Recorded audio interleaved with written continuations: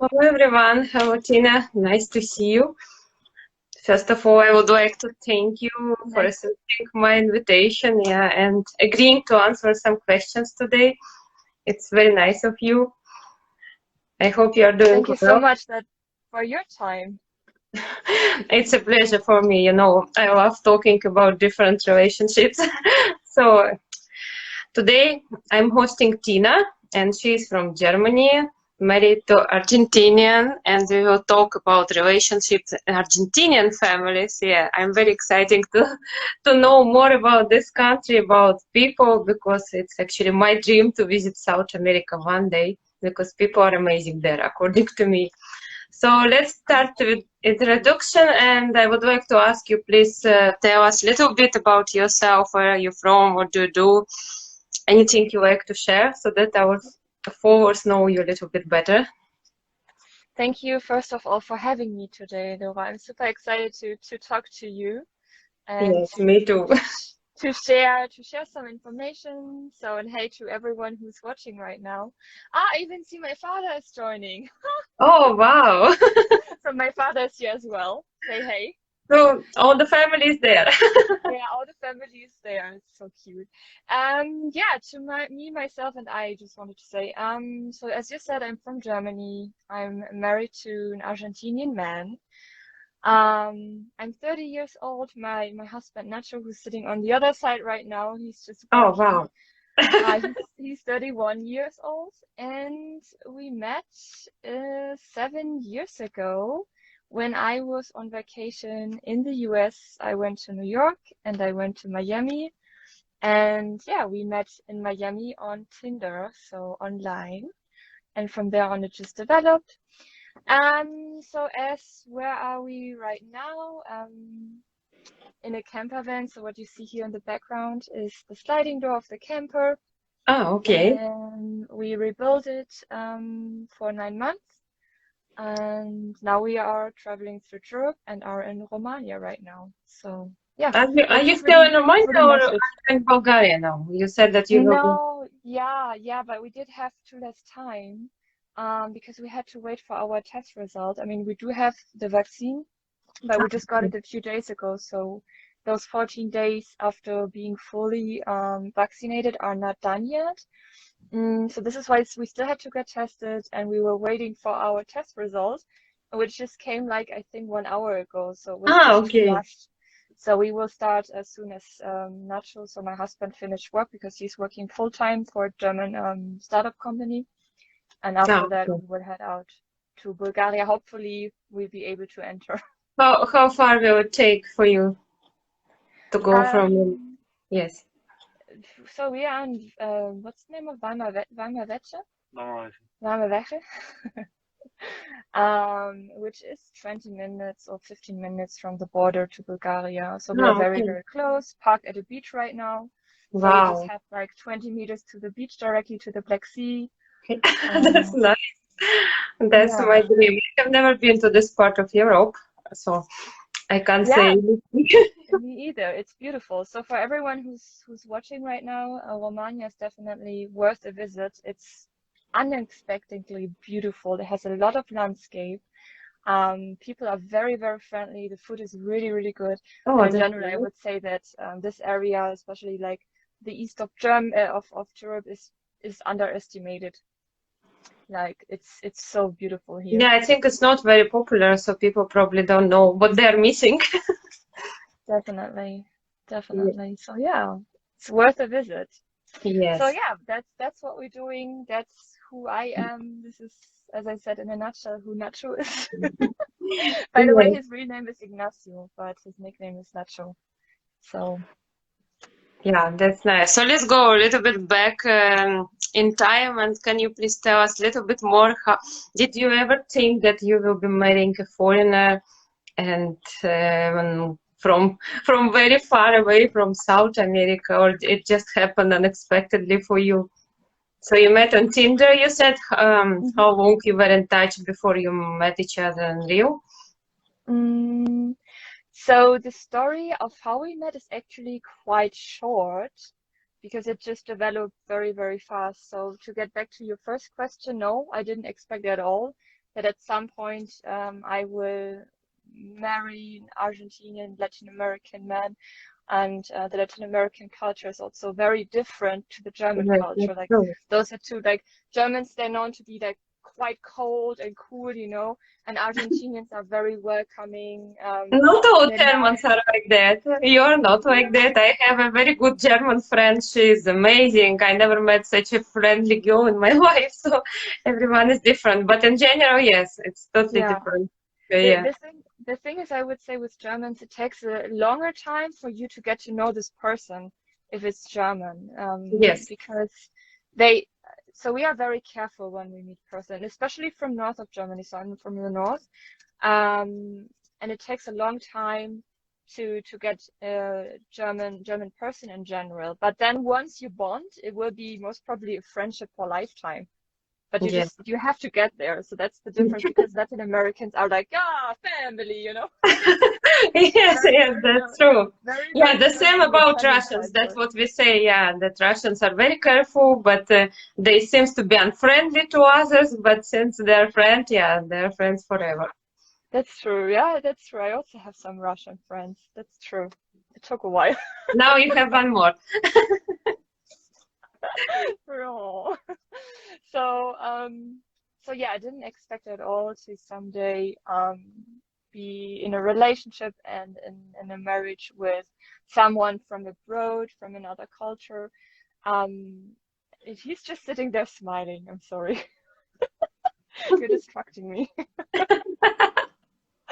Anyway, we're just living on 5 square meters, so obviously whatever I do, he will notice. So it's quite difficult to Yes, fill this other space.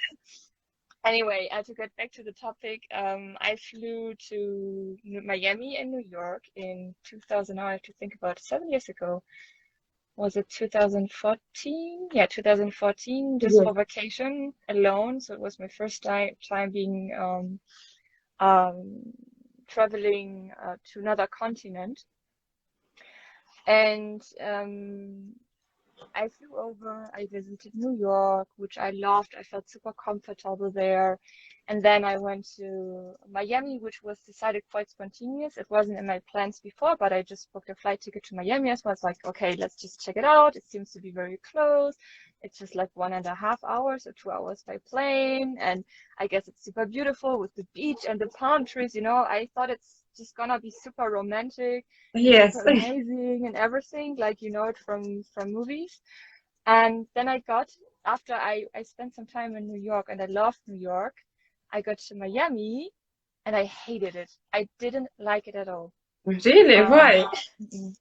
Because I had an issue, first of all, almost everyone is speaking Spanish. So Miami is basically known for being the secret city of Latin Americans within the US. So it doesn't feel like you are in the US at all. So it's a huge contrast to New York. I can Um, imagine. it's I went in summer, so I think it was 41 degrees or something, so 41 degrees Celsius. I'm blonde. I just need a little bit of sun and I will turn red immediately. So it was way too hot for me. I Yes, had an Airbnb in an area that was not safe at all. So it wasn't at all like what I've expected or what it was declared online. mhm. I met very weird people. There were a lot of homeless in the area I stayed, and like I didn't feel welcomed at all. It was just like I had a very weird feeling about Miami, and that was just my first impression. You know how a first impression will most probably follow you forever in most Yes, that's cases? true. Yeah, Yes. But why this did is you choose America? Did you have some friends there, or you just wanted to see the country? so the original plan was to go to Australia with my roommate.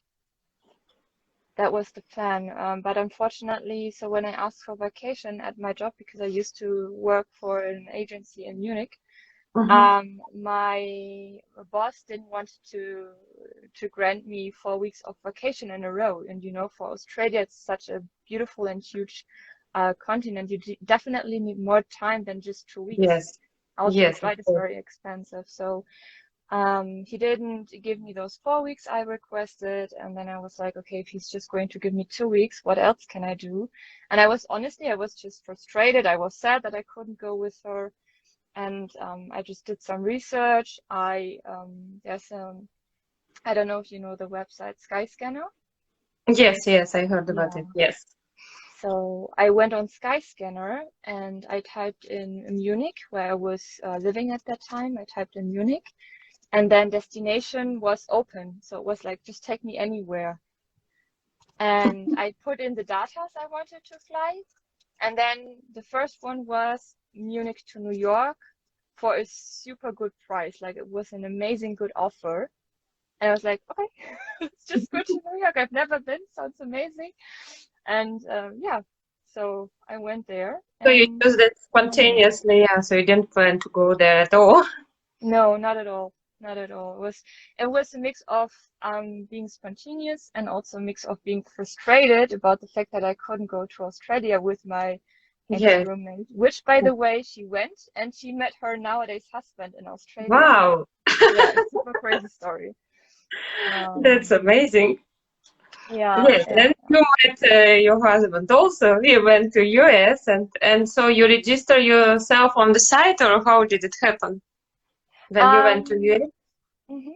So I had Tinder before. I used it in Germany, but I made very bad experiences. So I decided to delete the app. And then once I got to Miami and once I felt like very uncomfortable and I felt like, hey, I don't know what to do. Like, I don't know anything about Miami. There is like almost no public transportation. So it was quite difficult for me to get to Miami Beach or to the city center from where I was located. Um, I just decided to install Tinder again. And I was, yeah, basically, I think 2 or 3 days after arriving in Miami, I was installing Tinder again. Hmm. And it didn't take so long, and Nacho and I had a match. I think even the first day of using Tinder. So this is basically how it developed. And he was in Miami at that time because he had his job there. Hmm. He got transferred from a company he used to work for in Argentina, that transferred him to Miami because they had an office there. And due to that he's speaking Spanish, obviously fluently as an Argentinian, and English. He took the chance and went to Miami 6 months before we matched on Tinder. Ah, okay, so he was So also new there. he was kind of new there, Yeah. but he knew Miami already because he's having friends there. Showed him around and everything. And obviously he also worked for a company in Miami, so he just knew what's going on, where to go, and all the hot spots. He wanted to show me because I was telling him like how I feel about Miami, and then he was like, okay, you know what, let's just hang out. Maybe I can show you a few things. And yeah, this is what happened.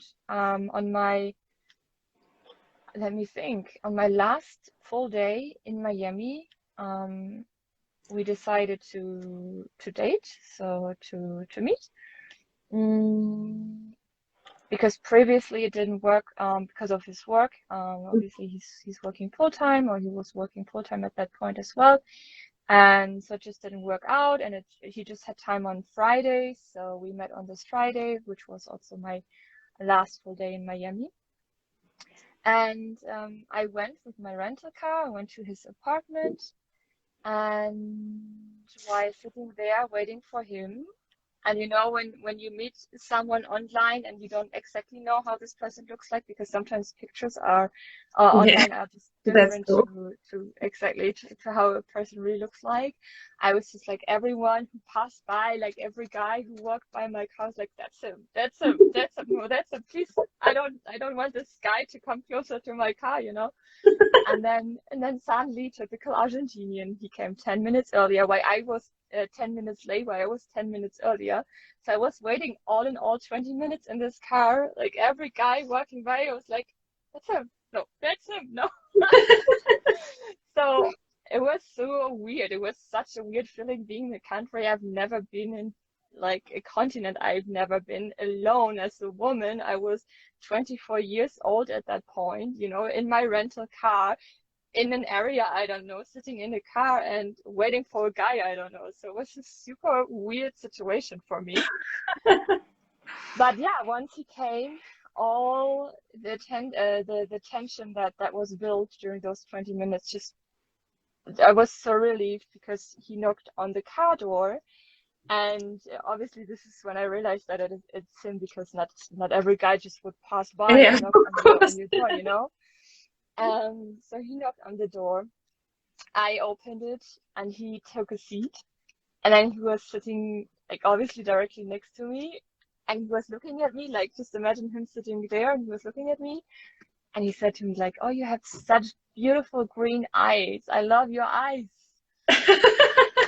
And I looked at And him of and course, you melted immediately after yeah, seeing that. totally. Like a Latin American man, and he's such a gentleman, you know. He's so polite and everything, telling me like, "Hey, your eyes are so, and you look so amazing." And he was just like, he was so cute, and I just didn't know what to say. So I was sitting in the car like, "I love your green eyes as well." And he was like, "Oh, my eyes are blue."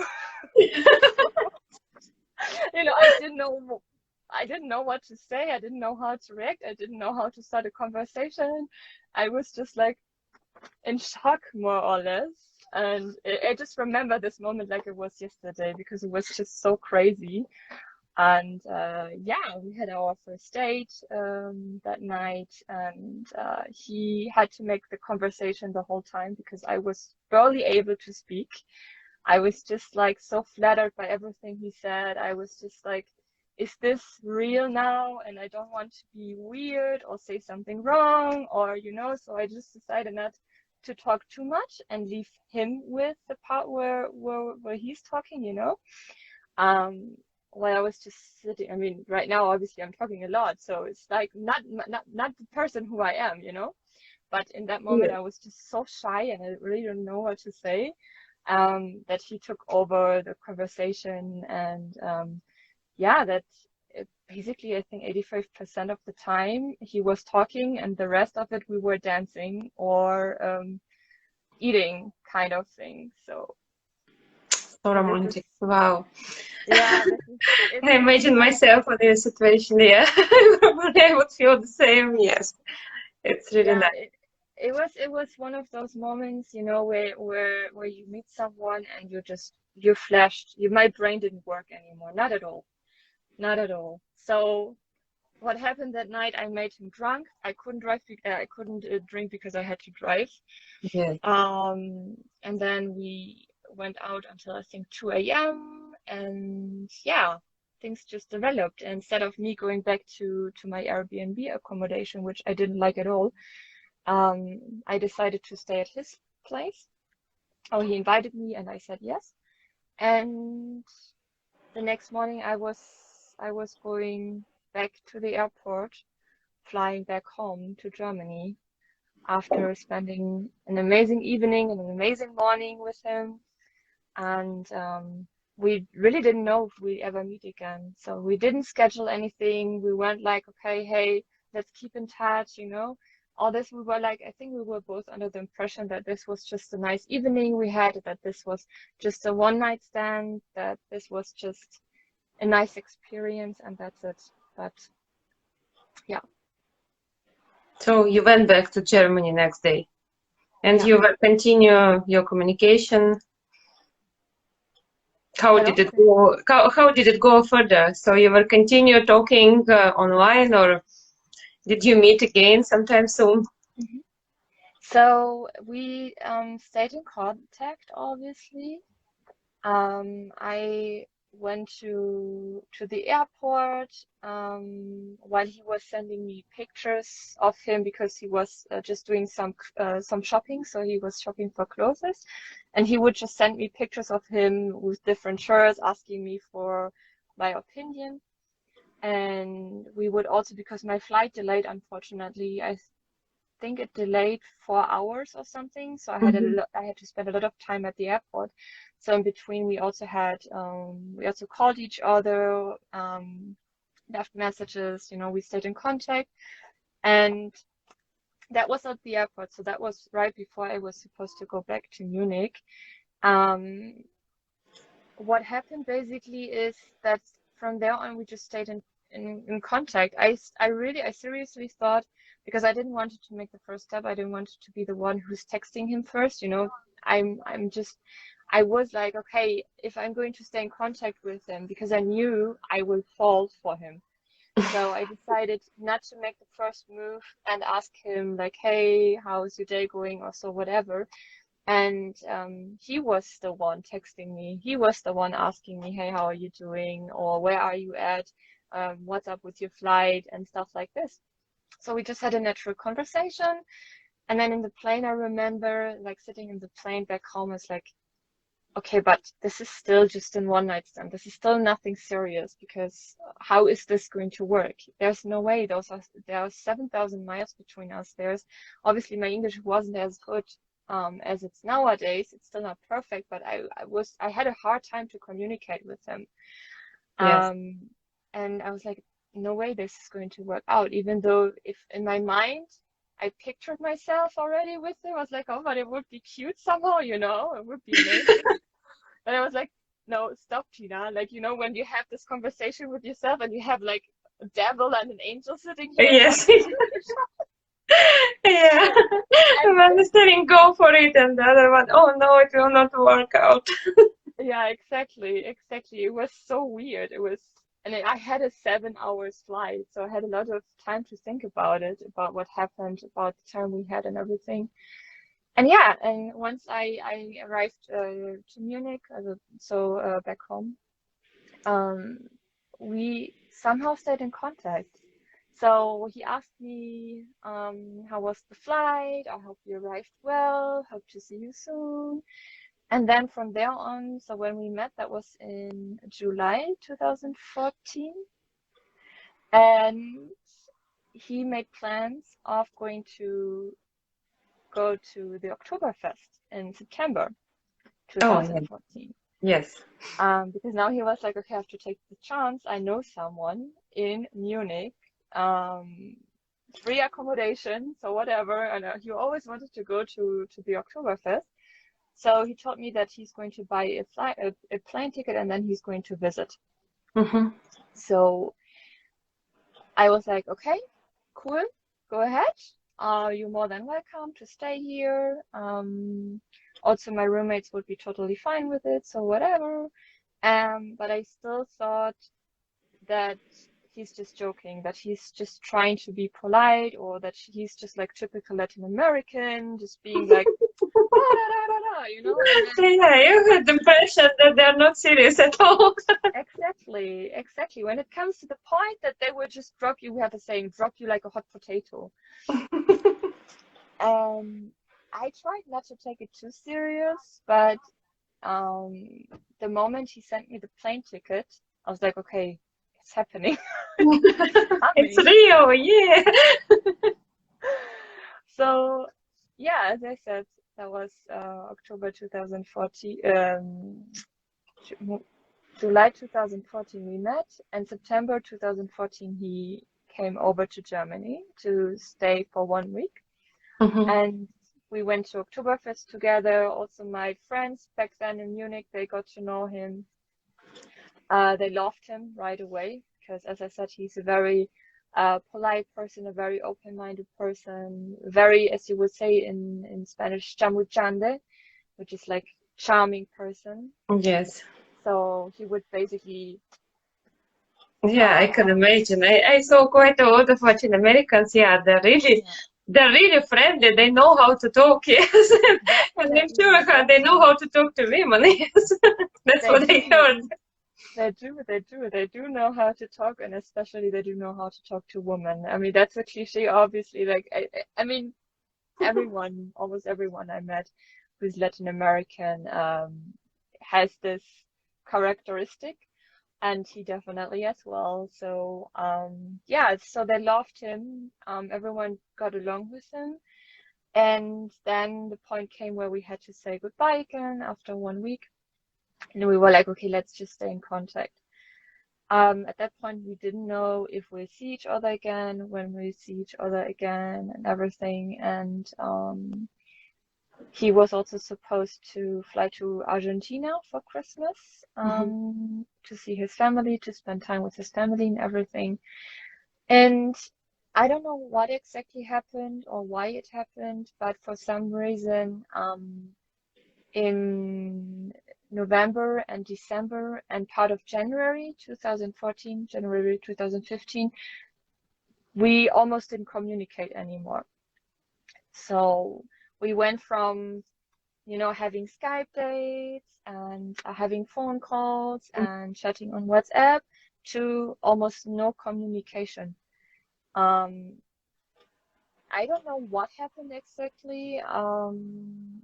The thing is that, as I said before, he went to see his family in Argentina, and Nacho's also a very family-orientated person. He loves his family to death, obviously, and he spent all the time he had with his family and wasn't almost on his phone, while I was sitting in Germany with a lot of time in hands and thinking I did something wrong or I said something wrong, or my mind just went crazy because it was just awkward from texting every day and scheduling weekend meetings for Skype dates or so whatever, to suddenly not having contact anymore. And I felt like, okay, he's ghosting me. He doesn't want anything to do with me anymore, until I learned what the real reason was, which was that he was just spending time with his family. Yes. So long story short, that was also the time I was sad, I was frustrated. I felt like, okay, this guy is ghosting me, so what am I going to do now? And I felt for him already. I was like, okay, I have to see him again, or at least I have to know what's going on. I have to know why all this happens and where we're at and where this is going to lead in the future. I just wanted answers. So this is why I just went ahead and I booked a flight ticket for my 25th birthday, which is end of April. And I bought a flight ticket to Buenos Aires. So Argentina, and he's originally from Buenos Aires. Yeah. So this is like just for you to get an idea how kind of frustrated I was, Yes, I can imagine. Yes. Yeah. And obviously I told Everything myself, went like, so smooth, and then all of a sudden, he disappeared. yeah, It's I can understand the definitely. feelings. Yeah. So you So went to Argentina. yeah. So I bought a flight ticket.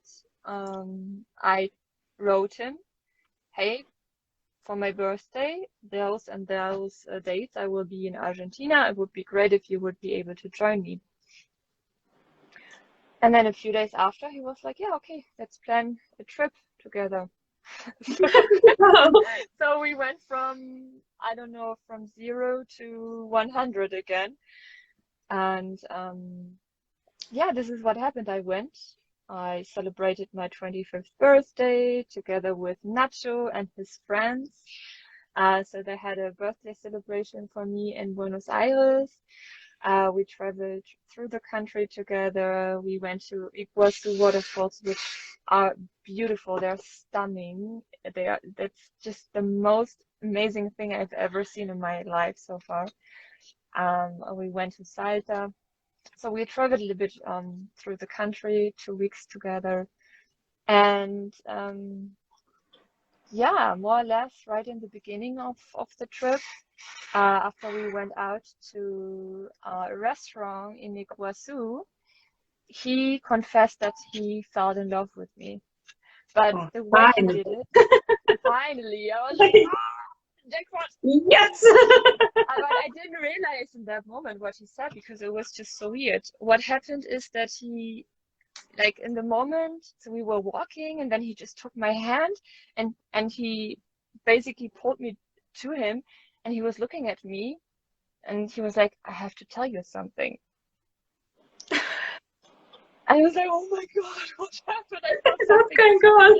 very bad well, no, but I didn't know, because his reaction, like, it was just so weird, the way he was reacting. I've never experienced something like this. And he was like, you know what, this morning when I woke up next to you, I was like, I want to wake up forever next to her. So I always want you to lay next to me. I was like, Wow. okay. I was like, what do you mean by that? I was like, yeah, I Can you started repeat it laughing. again, please? So I was like, so yeah, this is the day we officially went from being in a long distance friendship for Yes, the long approximately 1 year distance relationship. to a long distance relationship. Exactly. And what should I say? I mean, we're obviously everything went fine, otherwise we wouldn't talk, you know. Yes, of course. Us, us You will be living, together, yes. That's, yeah. but I would like to ask you, what was the first impression about Argentina when you went there for the first time? Did you like the country? What did you like the most there? So I loved the country right from the beginning because when we went, I mean, obviously I wasn't alone, so I had someone who knows the country, who knows the culture as an Argentinian. Um, but what I loved most and what my first impression is when Nacho picked me up and we went, the first thing we did, we went to see his family. Um, and the moment we've arrived, you know, his family was waiting already for us, being super excited. And at that point, we were just friends. So that wasn't, we weren't dating, officially dating or anything. We were just friends. So he introduced me as his friend, like random friend. Mhm. But when I went to see his family, like everyone just came along and they were like, oh, and wanted to hug me, you know, and even though if his mom, for example, his mom is not speaking English, just Spanish, she was just like next to me, like, oh, Ruby, I like pointing to my hairs because like that's also a typical Latin Americans, like a lot of Latin Americans, they love blonde hairs.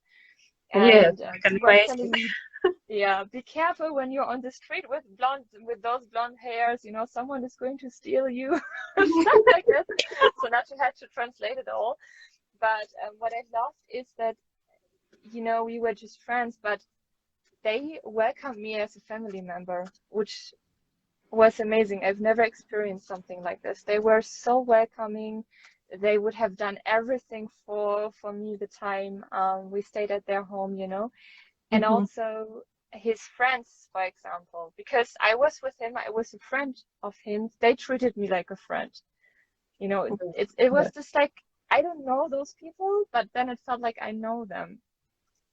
And that was what really, really surprised me. And I remember when arriving and when they threw so much love my way, I was like, I mean, I could cry again, but I was like, I was crying. I was like, oh my God, I don't know what's going on. And I just feel so loved. And I don't even know those people, you know? Yes. And that was just like, that was a feeling I've never experienced before with people I don't know at all. And yeah, so this is basically describing Argentinians, super Yes, welcoming, yes, that's warm, true. That's what I heard emotional about people. the Latin Americans in general, because I had a friend, she's Belgian, and I think she's married to Brazilian, and she told me when she went to Brazil, she was shocked that people on the street come to you, they just hug you, you don't know Yeah, them at all, they just hug you, they just kiss you immediately, and she was shocked, yeah, but then she liked it so much, she said that it's not possible in Belgium to experience the same. So much love, so much warmth from people, and it's really amazing. And I think you can see it everywhere in South America.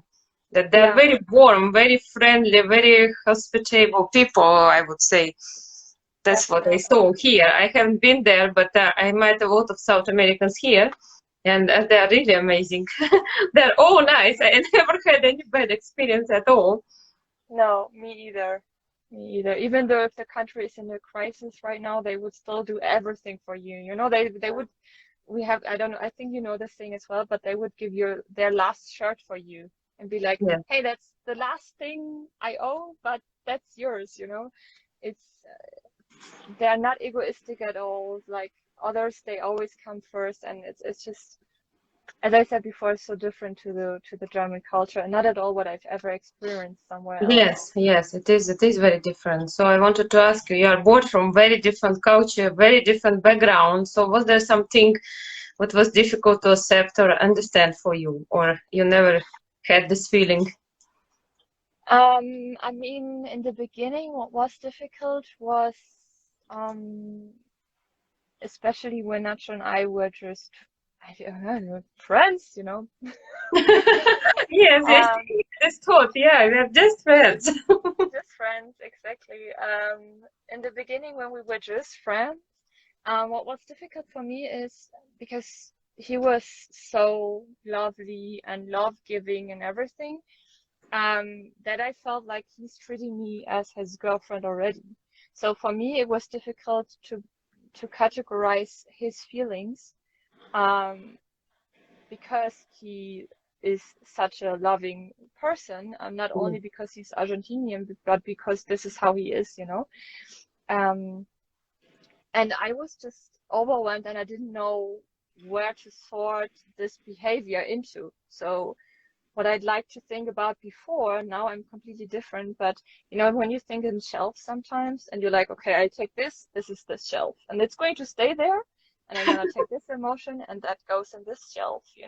So Yeah. everything has to be in a specific order, which I couldn't sort him in any of those plates I had. I was like, um, lovely, lovely person. So I'm his girlfriend, I'm his friend, una amiga, so it's just, it was, it was crazy thinking about that, that because everyone is so lovely that you just might sense the wrong impression, the Yes, wrong yes, intention from thanks. this person on the other side. Yeah.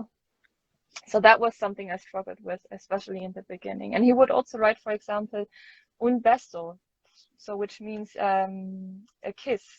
So he was always sending me kisses, and he was always sending me hugs in his text messages. And he would even say something like um, te quiero, which is a little bit more than I like you, but it's not I love you. Te amo is I love you. Te quiero is Yes. I like you a little bit more than I just like you, and all those mixed feelings were very confusing in the beginning. Yeah, so it was difficult to understand for you what he really feels for you. Definitely. Yes. Very overwhelming. But But besides that, but yeah. you just, I think you just felt immediately, you understand like quite fast that he's the one with whom you would like to spend your life with. Yeah, I mean, which is also a crazy story.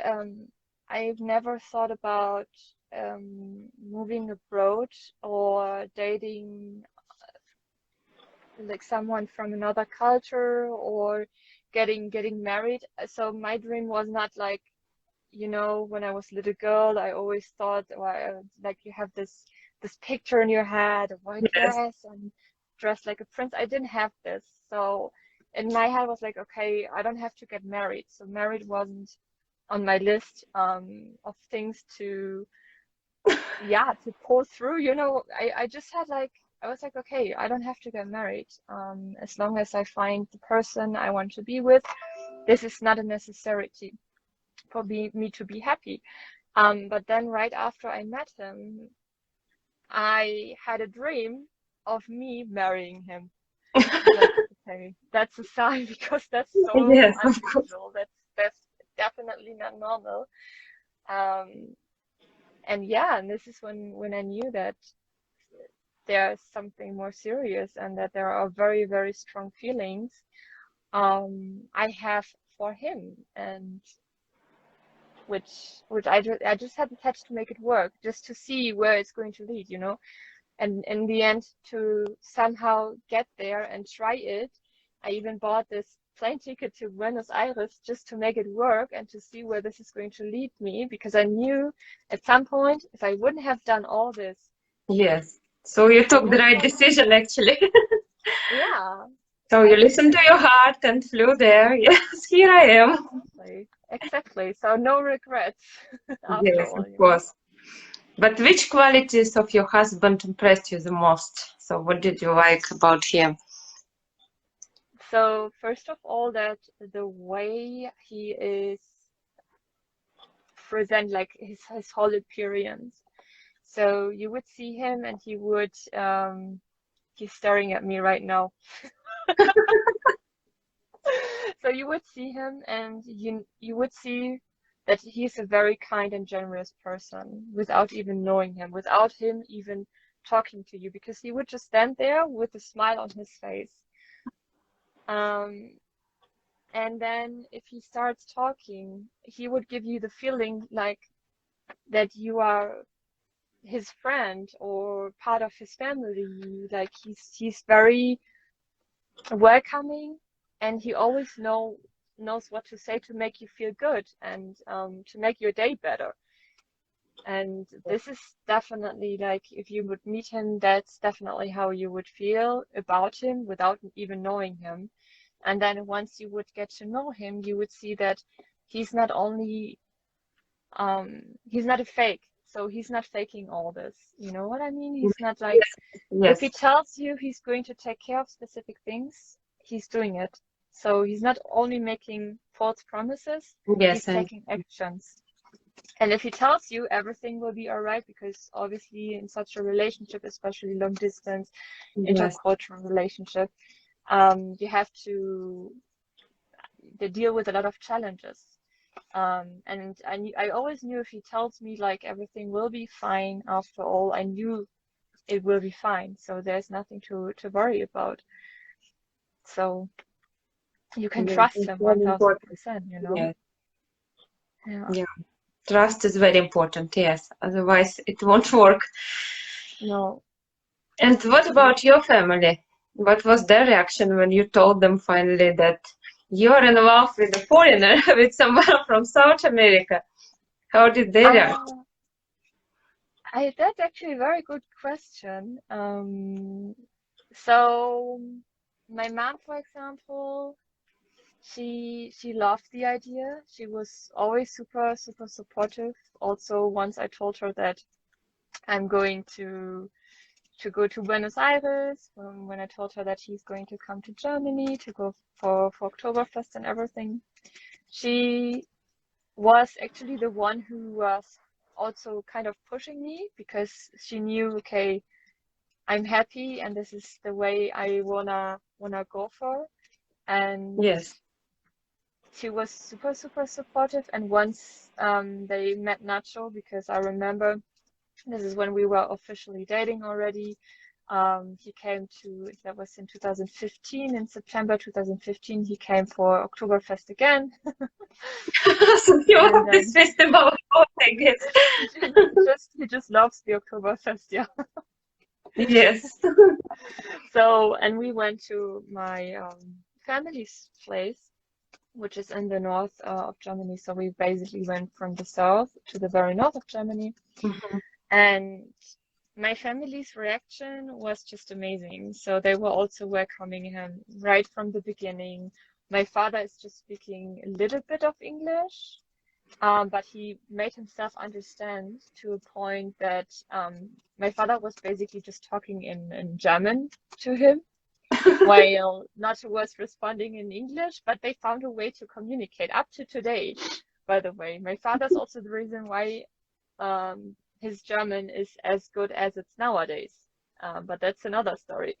So they found a way to communicate. My mom was also, when she saw him, she was having like this smile, almost like I had when I first met him. So he won their heart immediately as well. That's So she amazing. welcomed him obviously also directly. And remember when we went, because my mom told me, okay, you know, my English is not very well, but I want to communicate, I want to improve my English. This is why she even took English classes Oh, afterwards, so wow, she could. that's pretty serious. This is crazy, yeah. Um, but you know, my English is just okay. Please don't laugh when I meet him. Or if I say something stupid, I'm still learning, please don't laugh. So she was kind of warning me to pull my things together in case she should say something stupid. And the first thing that happened, she hugged him and then she said, "Oh, Nacho, I'm so afraid to see you."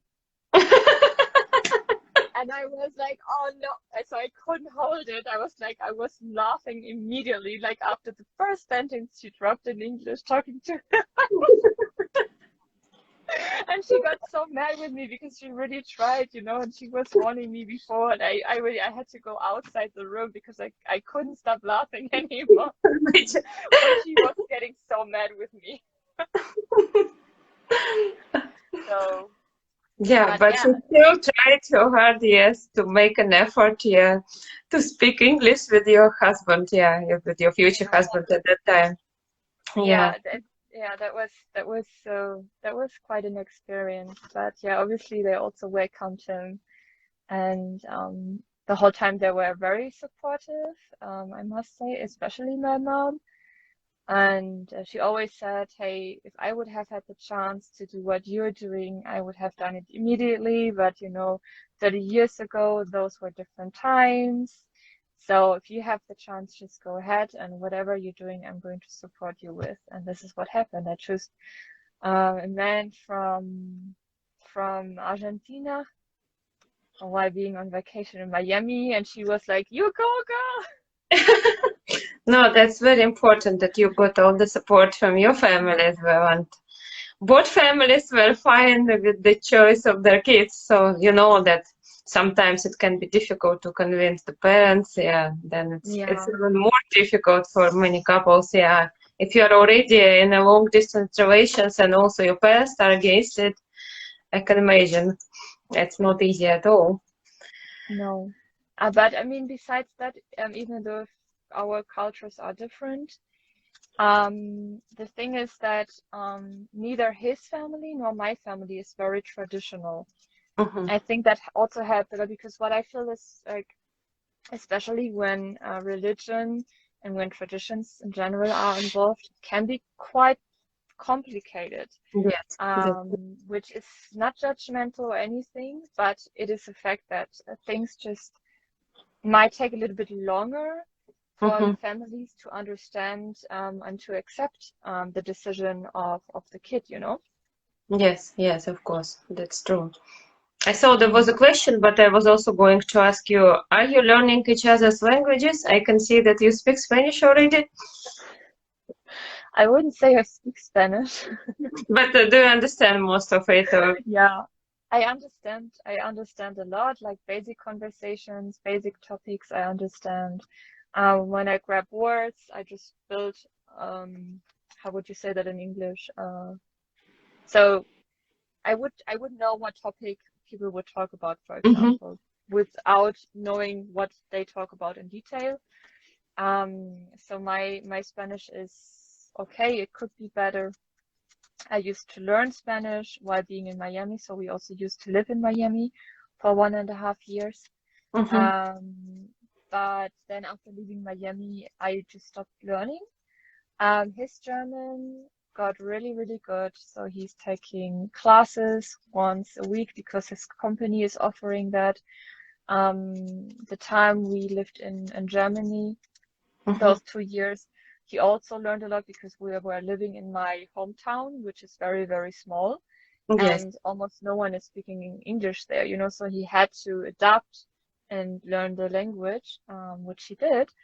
And his German got really good, so he's Yes. understanding Was almost it everything. easy for him to learn German? Because German is, I learned German at school. I really love this language. I was so much in love. I didn't want to learn English. I just was Really? stuck on Germany. I thought, wow, it's the best language. I could speak very well. Unfortunately, I forgot most of it. Just when we go to Germany, I just pick up some words and I remember, yeah, I learned it earlier. So it's a pity. Now I really regret that. And I didn't want to learn English. And I think German is Yeah. very difficult. From the grammar point, for Spanish speaking person, even for French speaking, I think it's totally different language. and it's Yeah. not easy to learn. Yeah. So was it easy for your husband to learn German, or maybe he is Um, good at languages? Yeah. For some people, it just comes naturally. Yeah, they can learn very fast. yeah, that was the case for him. So he's good in picking up other languages in general. The only problem he has, because he doesn't have a problem with remembering the grammar, Hmm. remembering the vocabulary. So he would just hear something, and then he would just put it. That's also the thing with German. So German language offers you the possibility to take words, different words, to Yes. put them together, and to create a new word, but kind of without destroying the meaning. For example, let me see if I have an example. So, no, I don't have an example right now. But what we'd like to do is like we just like to put words together, and but then it still makes sense, even though if it's one word out of several words. Hmm. Yes. Um, and that's what he loves about the German language, and he would always joke about it, how easy it is just to put random words together and create a new word which still has a meaning, you know? And this is why I think it was just him learning the vocabularies first, and now Stuhlzug. he's okay. Stuhlzug. Stuhlzug. Elevator. What is Stuhlzug. Nein, Aufzug. Aufzug? Aufzug, for Yeah, example. no, That's what? one of those words. Yeah. Fahrstuhl. Yeah. Fahrstuhl. Fahrstuhl. Yeah. Elevator. Traveling chair. Traveling share, yeah. Traveling share. So elevator in German is Fahrstuhl, Yes. which when you translate it, it's traveling share. Yes.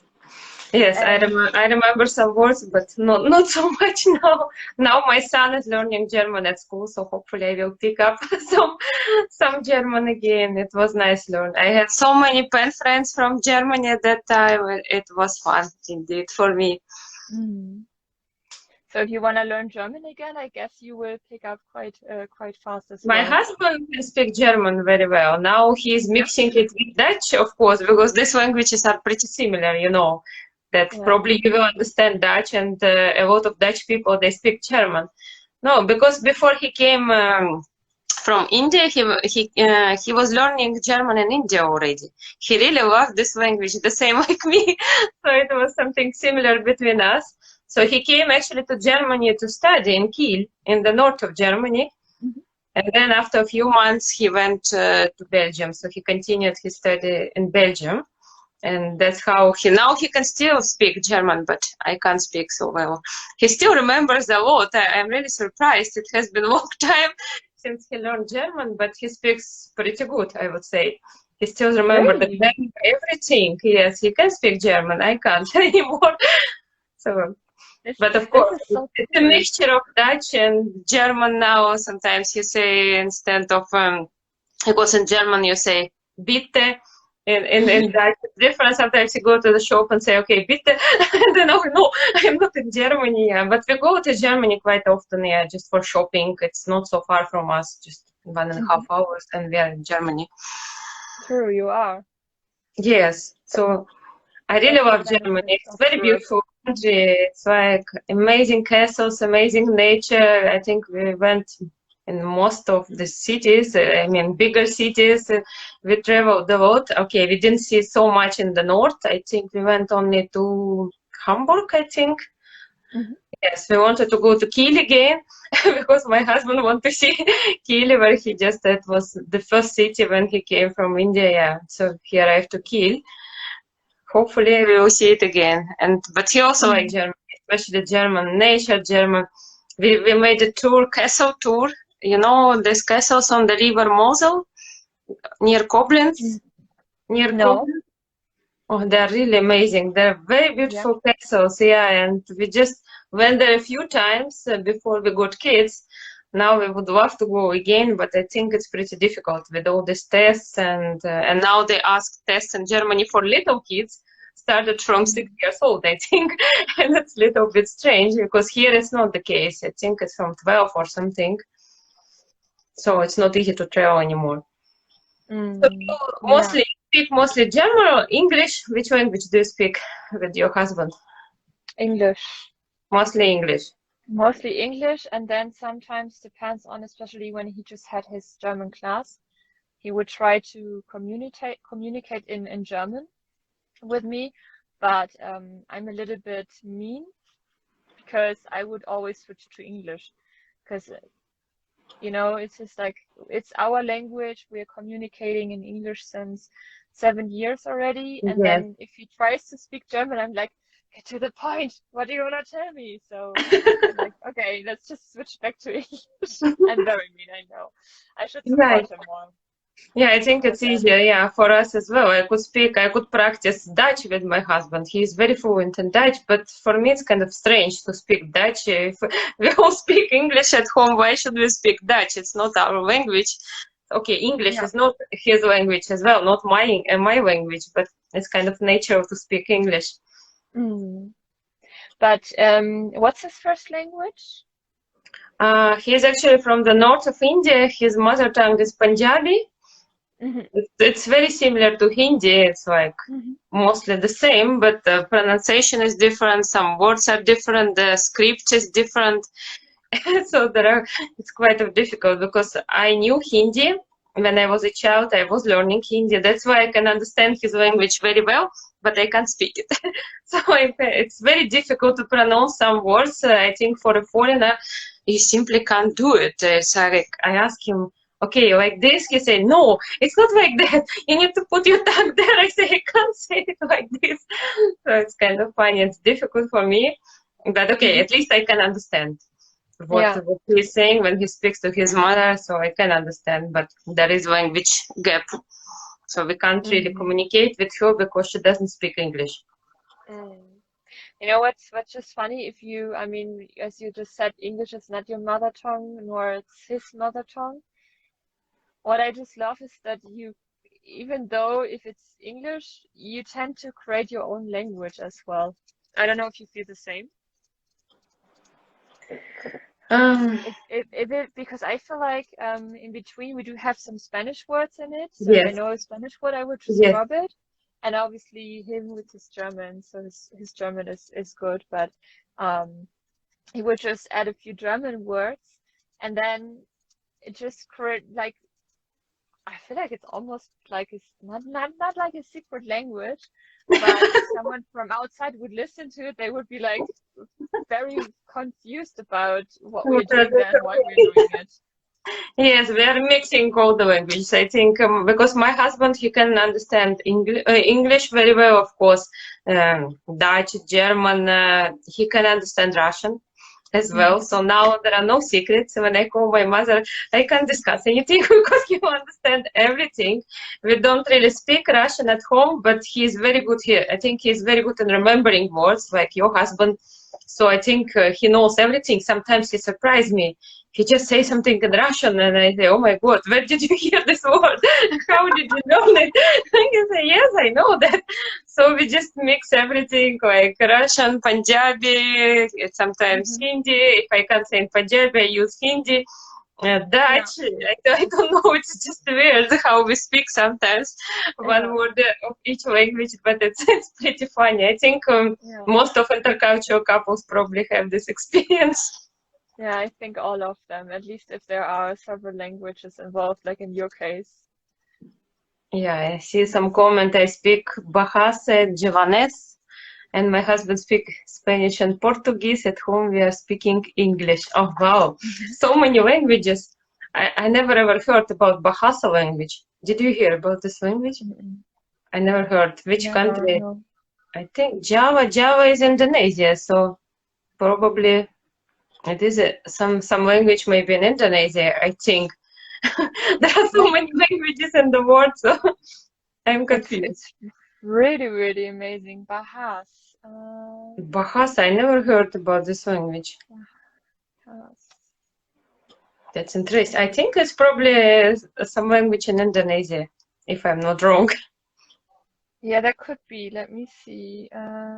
Because she mentioned Javanese. Java is the island in Indonesia, so I would imagine that. Indonesia. Yeah. Wow, that's interesting. Yeah. We learned a new language, Bahasa. I don't know Amazing how does it language. sound, yeah, but it was interesting. But I love learning languages anyway. It's actually my dream to learn Spanish, you know. I love Hmm. Spanish so much. It's like from my childhood. Okay, I really loved Indian culture, so I was learning Hindi. But second language I really wanted to learn was Spanish. It's like I started many times, but somehow I didn't find time. And when this pandemic started, I just installed Duolingo. I thought, now I will learn Spanish. And I really started learning, and it wasn't so difficult for me. I just, it went so smooth. I was remembering many words, but then somehow again I stopped. So that's my problem. I start, then I stop, then I don't have enough time for that, and then but it's very beautiful language. I think if I get a chance Mm. to learn it, I love Spanish. Do you love Spanish Latino music, and do you listen it at home? No, Not really. no, not really. Um, so there are several rock bands Nacho Hmm. loves, so which are reminding him of his teenage years. We Yeah, sometimes listen to, but not typical Argentinian music. No, because it's unfortunately. We're also not listening to German music because I shouldn't say it, but I'm not a big fan of German music. So the music we're listening to is mostly English yeah. I think speaking.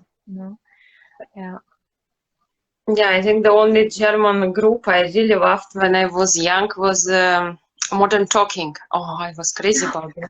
You know, I could listen to them You're all the my time. heart, You're my love. my So, soul. yes, and I really liked what's his name? Thomas Anders, I think. I Oh, really asked him how he looked. According to me, he was so handsome with long dark hair. Like I was, wow, he oh, didn't look like oh, German at all. I they thought, they sung playback the whole time. Nothing of this was real. And I mean, Dieter Bohlen is still in the business, so the other guy, yes, he's still yes, big in business. yeah, But it's so funny that you say that. It's so yes. funny. No, when I was young, I was a big fan of them. I could just listen all the time, and their songs were in English, not in German. Yeah, so Yeah. I don't know many other groups really. Okay, there are many groups and many famous singers, but I just love them. Now it's That's kind cool. of funny, yeah, to remember I this. would never have thought about that you've ever heard modern talking, because that's actually music. At least I am like, no, no, no, no, I'm not gonna listen to it because it will drive me nuts. It's just not at all what I'm into. Yeah, no, it was a long time. I didn't listen them for a long time, but at that time when I think when I was teenager, yeah, Mhm. I really liked them a lot. Really, So these romantic songs, yeah. what's cool is because Nacho used to listen to Rammstein. Obviously, they are known, I think, Yes, yes, I worldwide, know or them. they used to be known. And then, so what the sentences he knew in German, they were from Rammstein, which are du hast mich. What else was it? Uh, There's another song he almost knows, or he knows like the whole lyrics. I mean, there is no lyrics really, but um, he sang this to me without even knowing what it means, because he just learned it by picking it up, but then Mhm. he never asked himself, hey, what does it actually mean? But he just like the vibes of it and the beat. Mhm. Yeah, So and I think my yeah, husband used to like Michael Jackson a lot of some English groups. And when I was young, I was not even interested. I really liked Indian music at that time. yeah. It was all about India. I wanted to go there. I wanted to live there. Yeah, so it was kind of totally different experience. But modern talking, I like really. I just remember my young days. It was so nice. So So let's again go back in time. So you went to Argentina, then you came back and you continue, or how did it mhm. go after that? So When did after you that, get married actually? After how many years? so we met again in after I came back to Germany from Buenos Aires, which was Mm-hmm. 2015 in May Mm-hmm. 2015. We Did I lose track right now? Oh, yeah, we met again for Oktoberfest. So he came again for Oktoberfest, which was in September 2015, and this is also where we were officially dating already. Mm-hmm. And then from there on, we were, as I said, officially in a long distance relationship. We tried to make it work. We had FaceTime. We would get frustrated if the internet connection wouldn't be good enough. All those things you have to pull through when being in a long distance relationship. Yes, yes, I can imagine. And yeah, we somehow made it work to a point where we set a date so that we would visit each other at least like every 3 months, so that we know that we can work towards a goal and that the time in between wouldn't feel that long anymore. We would send each other's gifts, letters, things like this to feel connected at least on distance.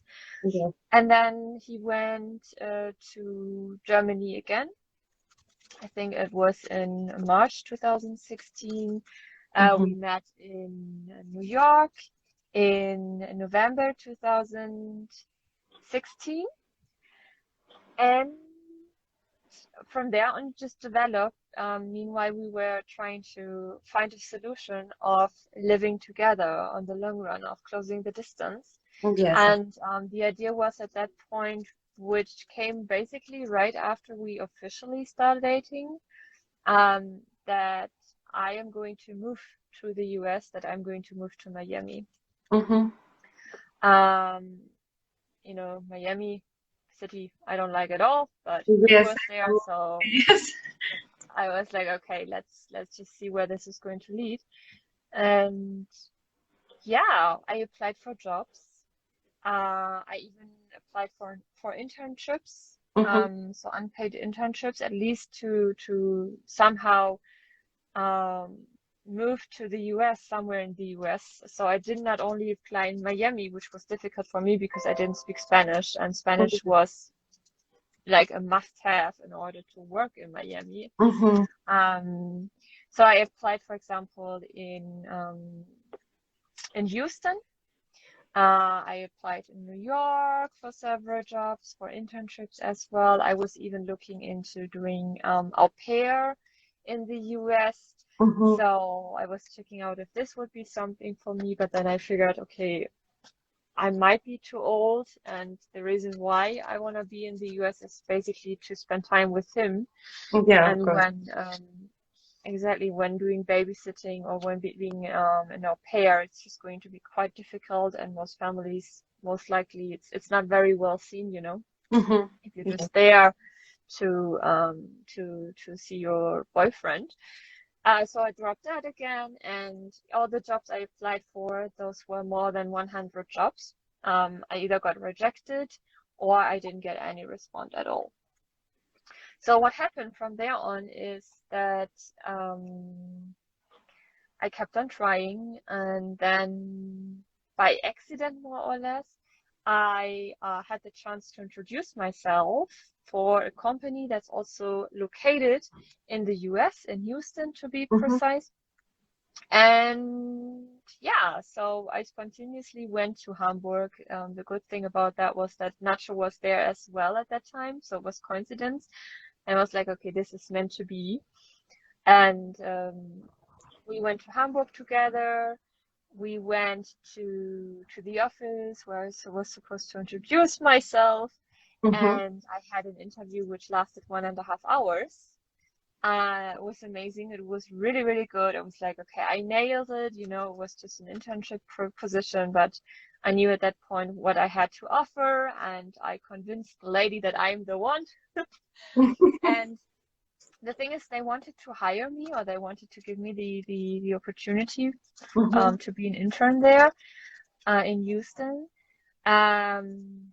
At least this is what she told me, but I didn't hear back from them for quite a long time. I tried to call her because I even had her phone number and everything, and her email address. I sent her emails. I tried to call again, and this went on for a couple of days. And then I already decided to send her an email again, and then she replied, "Hey, I'm so sorry. I really wanted to hire you, to have you in my team, but the problem is that that I really didn't know that we can't, because that was an internal problem with this company. Oh, Not okay. problem, but a regulation, that Mhm. they cannot hire, or not even for an internship, someone who is from abroad, the Oh, US. yeah. Mhm. Um, so they have to preference people within the US to Mhm. offer this internship to. It's a huge, huge company, so it's a bigger player on the market. And it's like, okay, yeah, thank you for your answer. Like 3 weeks later, but at least I had an answer. It's like, okay, whatever. So I kept on try to apply for jobs, try to somehow get my foot in the door, as you would say in German. And it didn't work out. So I just got rejected. I got frustrated. I was sad. I was like, hey, like, just someone has to work. Like, somehow I have to get the opportunity to live in the US, but it's not that easy, not even Yes, if it's you're not from easy. Europe. And then in 2016, Nacho and I, we saw each other again, end of so November 2016 in New York, Mhm. and we were talking about possibilities in general. And that was right after I applied for other jobs within New York. So I even went with my applications, which is crazy to think about. So I took some printed out applications and went in New York from building to building to hand out my printed out applications. Just to Yes, show I you can how, imagine you were desperate to be I together. mean, Yes, it's yeah, not I easy at shouldn't, all. definitely, I shouldn't say it like this, because so whoever is just like watching this or might just watch it later, um it just sounds desperate, but to be honest, I was desperate at that time, because I really wanted to make it work. We wanted to close the distance, and I didn't understand why all this paperwork should stand in between us, you know.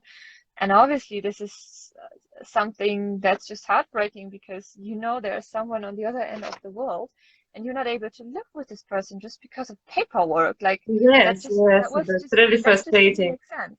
Very frustrating. So I took every opportunity I had to get the chance to introduce myself. And as I said, I even went with printed out applications, walking through New York City, Big Apple, little German girl with her applications.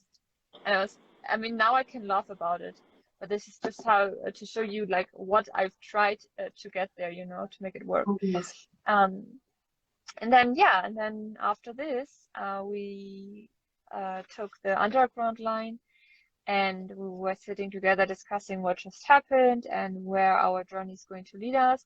And then Nacho was just saying like, "Hey, why aren't we just getting married?" I was like, "Okay, let's just get married." Yes, that was the best decision you could do. Yeah, it was, yeah, because otherwise it's really difficult, especially to come from Europe, yeah, and find a job there. I think I can see it's very difficult for me to find a job here. Yeah, it's Yeah, not easy. it's insane, and I mean, don't I mean, paperwork shouldn't be the reason for you to marry someone, to be honest. And in my head, I was like, hey, that's actually, that is the right. I mean, that's something you shouldn't even think about, you know. Yeah, But I knew true. that no matter what, I want to live with him. I want it to work. I want to see where it's going to lead. So we were like, okay, let's just do it. If this is the only way we have, then it just shall be that way, you know. And yeah, we got married a few months later in March 2017 in Mm. Denmark. Um, I heard it's very difficult to get married to a foreign in Germany. Is it true? It's almost impossible because I talk to many girls. They say that they're really frustrated how difficult they make it for everyone to get married, and many of them marry in Denmark. I think also Cyprus is very easy to get married. Many people go to Cyprus, but I don't know why it's so strict in Germany. It's really, really strict. So the reason is that unfortunately Germans like paperwork a lot. So everything just slows down so much because we love paperwork. We love 10,000 different forms for one thing, you know. So that's one reason. It was even difficult for me at that point to get my papers because at that point I was registered still in the south of Germany, in Yes. Munich. But I was like, okay, if we get married in Germany, I want to get married in my hometown. But even within Germany, that would have meant a lot of paperwork for me because I was still registered in Munich, and they had to have several documents in order for me to get my paperwork transferred to the to the north of Germany. And then, yes, having an Argentinian boyfriend didn't make it easier with an Argentinian passport. I mean, to this day, we unfortunately still have problems with it because Argentina is considered as a third world country. Yes. And that was just like, I knew from the beginning that this is just going to take forever. It's not going to be worth it. So I did my research. I talked to a coworker, my ex-coworker, who's from Russia originally.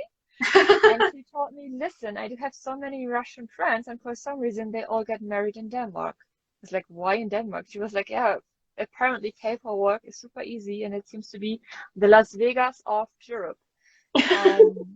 Yes, that's what I heard. A lot of couple, but I recently saw one Italian girl got married with her Indian boyfriend in Denmark, so I thought that's probably the best option for everyone. Yeah, but I heard they also became more strict. I'm not sure about that, but someone told me that it's not so easy anymore as it used to be. I don't really know.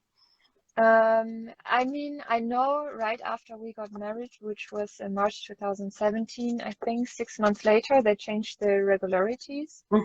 It's still easier than in other European countries, but because Denmark had this image of being the Las Vegas of Europe, they kind of wanted to get rid of this image, because to people from Denmark, they just, as far as I know, they don't support that idea, you know, of Denmark handling intercultural marriages that easily. So what changed is that now if you want to get married in Denmark, you have to inquire before you get married if you're actually allowed to get married there. So I think there are just 2 steps before, in order before you even know if you get the go-to, because now they would do a little background check, and then the government would decide if you are allowed to get married there or not. Which seems to be still quite easy if you can show them that you're in a very serious relationship by sending in some documents, messages, pictures, and stuff like this.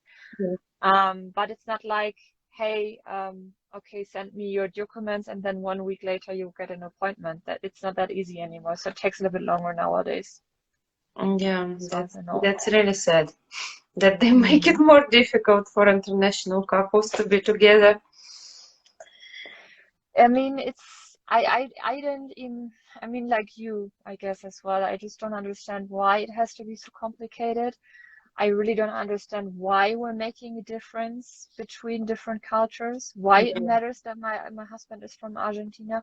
Why? Because that's, I guess we get to that later, but why he had to prove that he's not using the German state, you know, because he is third world country resident, and now he's living in Germany. Oh my God, he might just do a tax fraud or whatever, you know.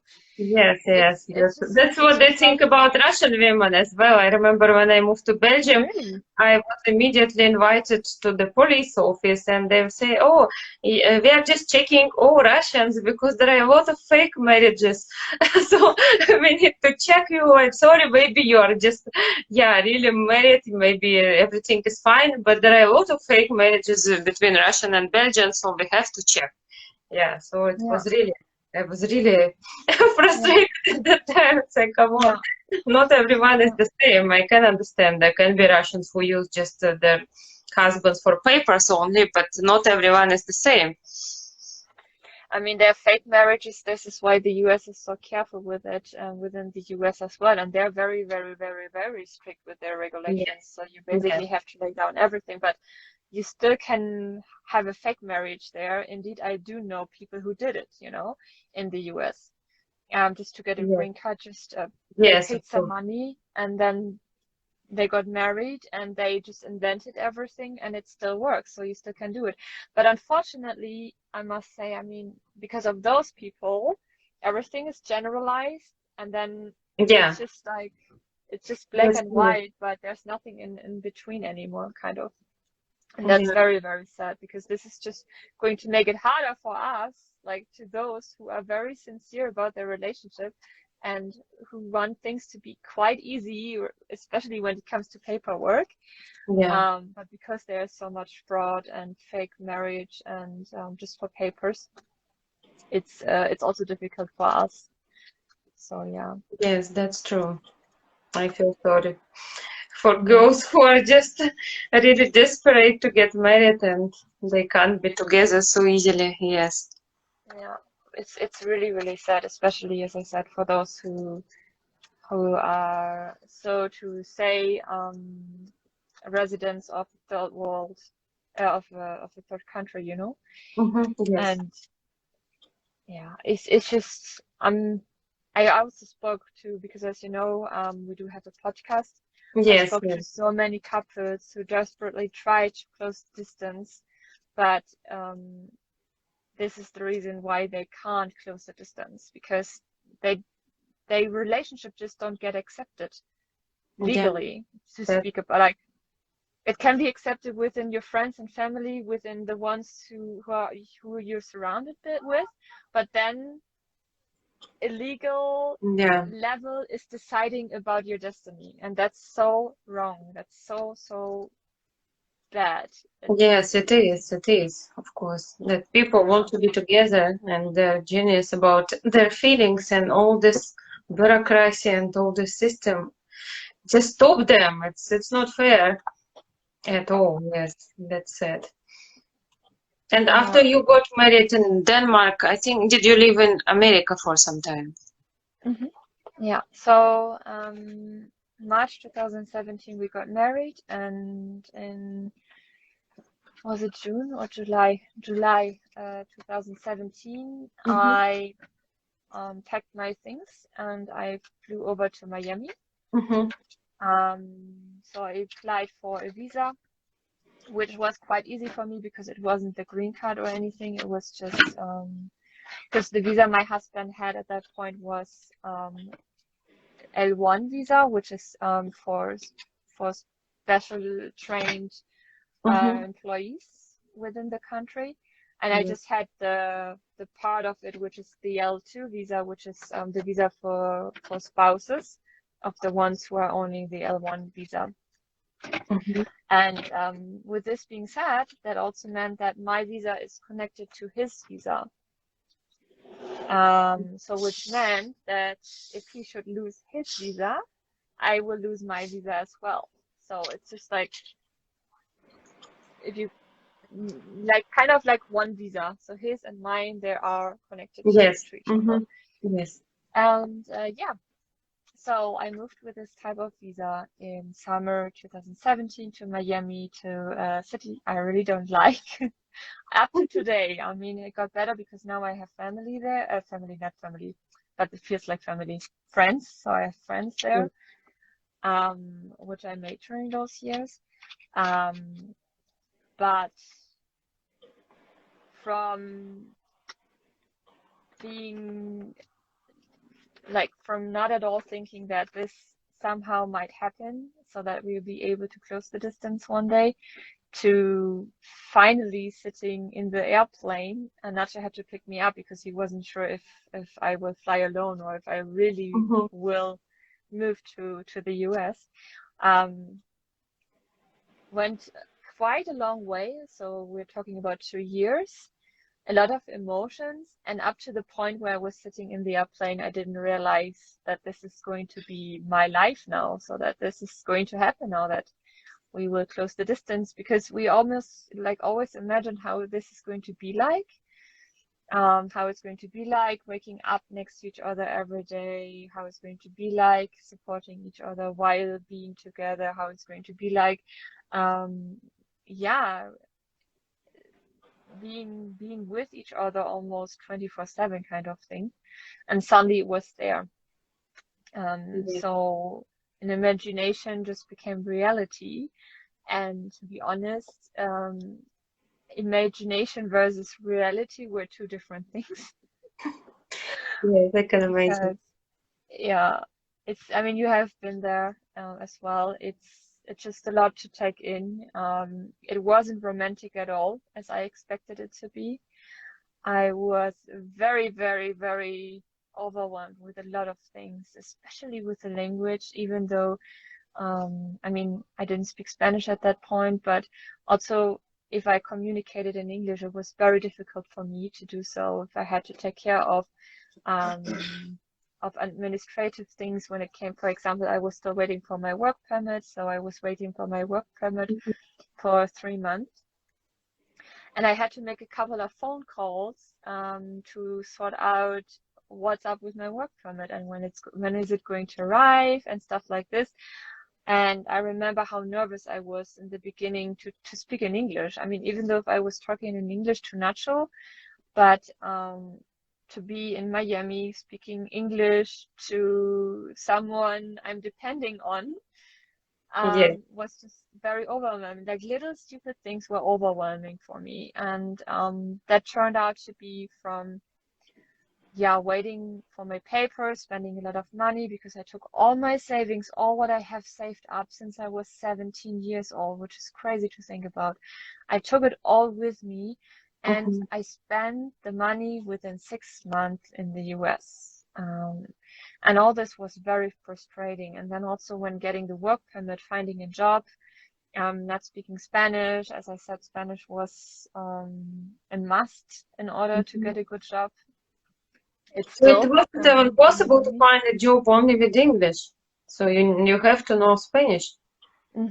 You have to. So in most job descriptions, Spanish was a necessity.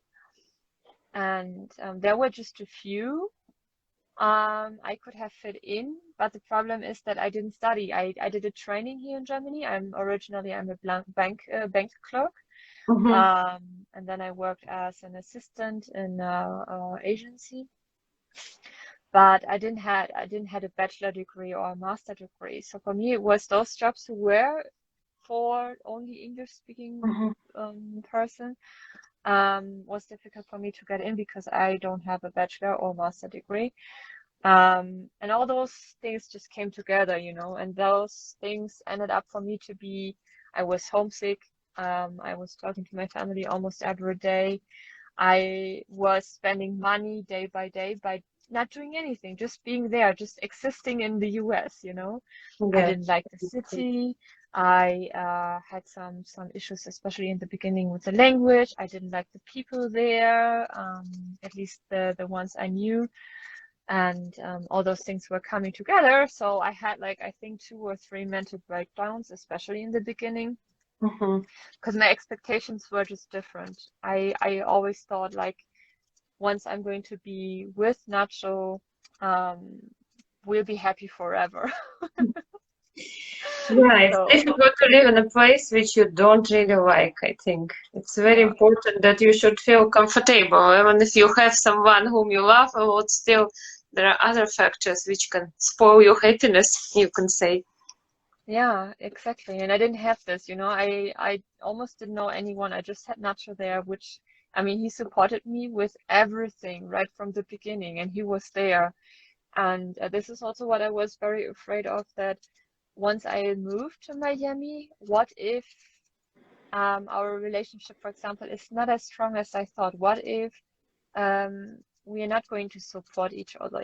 But it turned Mhm. out that this was exactly how I expected it. So We were very supportive right from the beginning. We made it work. We saw that there are a couple of issues. We worked on them. It took a little bit longer, but that was just part of the process. Eventually, we moved out because I also used to live with his roommates, which was very difficult for me because I didn't get along with all of them. Then we moved out, and then from there on, things developed into the right direction. I found a job by accident, more or less. I loved the job. I used to work in a garden center, and I made great friends there. The girls that are working in this garden center there are up to today. I'm still in contact with all of them, you know. That's nice. And yeah, and then from there it just developed to a brighter side of the story. Even though I didn't like Miami, but at least I created my own little bubble Yes. Yeah. of people. That's And important. yeah. So yeah, and what came then was basically that in 2018, so 1.5 years later approximately after I moved, my husband, so Nacho, the company he used to work for, they didn't file for bankruptcy, but they got bought because of financial issues. Apparently, they got bought by Amazon. And they had to fire a few people. And Nacho was among one of them, and he was one of the first ones. The company had to let go. And yeah, he lost his job. With the job he lost his visa. With the visa I lost my visa. So that's basically the connection behind it. And we had time after he got fired for I think it was 2 months, almost 2 months, to pack our things and to leave the country. So we left in end of 2018. We left to Argentina first to celebrate Christmas with Nacho's family. We stayed there for approximately 6 weeks, I think. We also went to Chile. We traveled a little bit around Chile. And then we had a new plan of moving to Germany in order for me to find a job, to save a little bit of money, and then to buy a van, to remodel this van to a camper, and then to travel through. The original idea was to travel through Latin America. So we wanted to go from North America all the way to the south, all the way down to Panama. Yeah, what no one knew at that point is that things would change. Yeah. Who knows what is waiting for us tomorrow? Yeah. So exactly. So you moved to Germany unexpectedly again. Say it again. So you moved to Germany after everything happened this way. So you decided to go back to Germany. Yeah, exactly. We decided to go back to Germany, and we decided to save some money. To travel with a camper van through North and South America. But this didn't happen for several reasons. I mean, we moved in 2019, beginning of 2019. I got a very good job offer in Germany, so I was able to save a lot of money, and I just didn't want to just drop this job. Because I just wanted to make sure, like, when we are traveling, because as mentioned before, I lost all my savings in the US, so I had to start from scratch again. And I just wanted to make sure when we are on the road that I don't have to worry about money, because we wanted to travel for approximately 1 year. So I stayed a little bit longer with this job. And then the pandemic hit, and, you know, things just went into a different direction. And yeah, so we had to think about everyone again. Yeah, that's true. I just see one comment from my friend. She wrote you in German. Maybe you can read it, because I'm not sure if I can read it correctly anymore. Can you see the comments in German? Ich habe Just über viele bürokratische Prozeduren in Deutschland gehört. I heard about a lot of bureaucracia yeah, because in Germany. Mm. yeah, probably when you were talking about marriage and everything, that it's very difficult for other couples. Yeah, this is my friend. She speaks pretty good German, so Mhm. I can't speak so well anymore, and I'm not sure if I can pronounce the words correctly. So you understand what she wrote. And how does your husband feel in Germany? Does he like it there? I mean, the original idea, he likes Germany. He likes Germany a lot. But the original idea was to just stay for half a year, Mm-hmm. which didn't work out. And that was the compromise because, as mentioned before, we moved to my hometown. So where I'm from, it's the north of Germany. It can get very cold. Yes.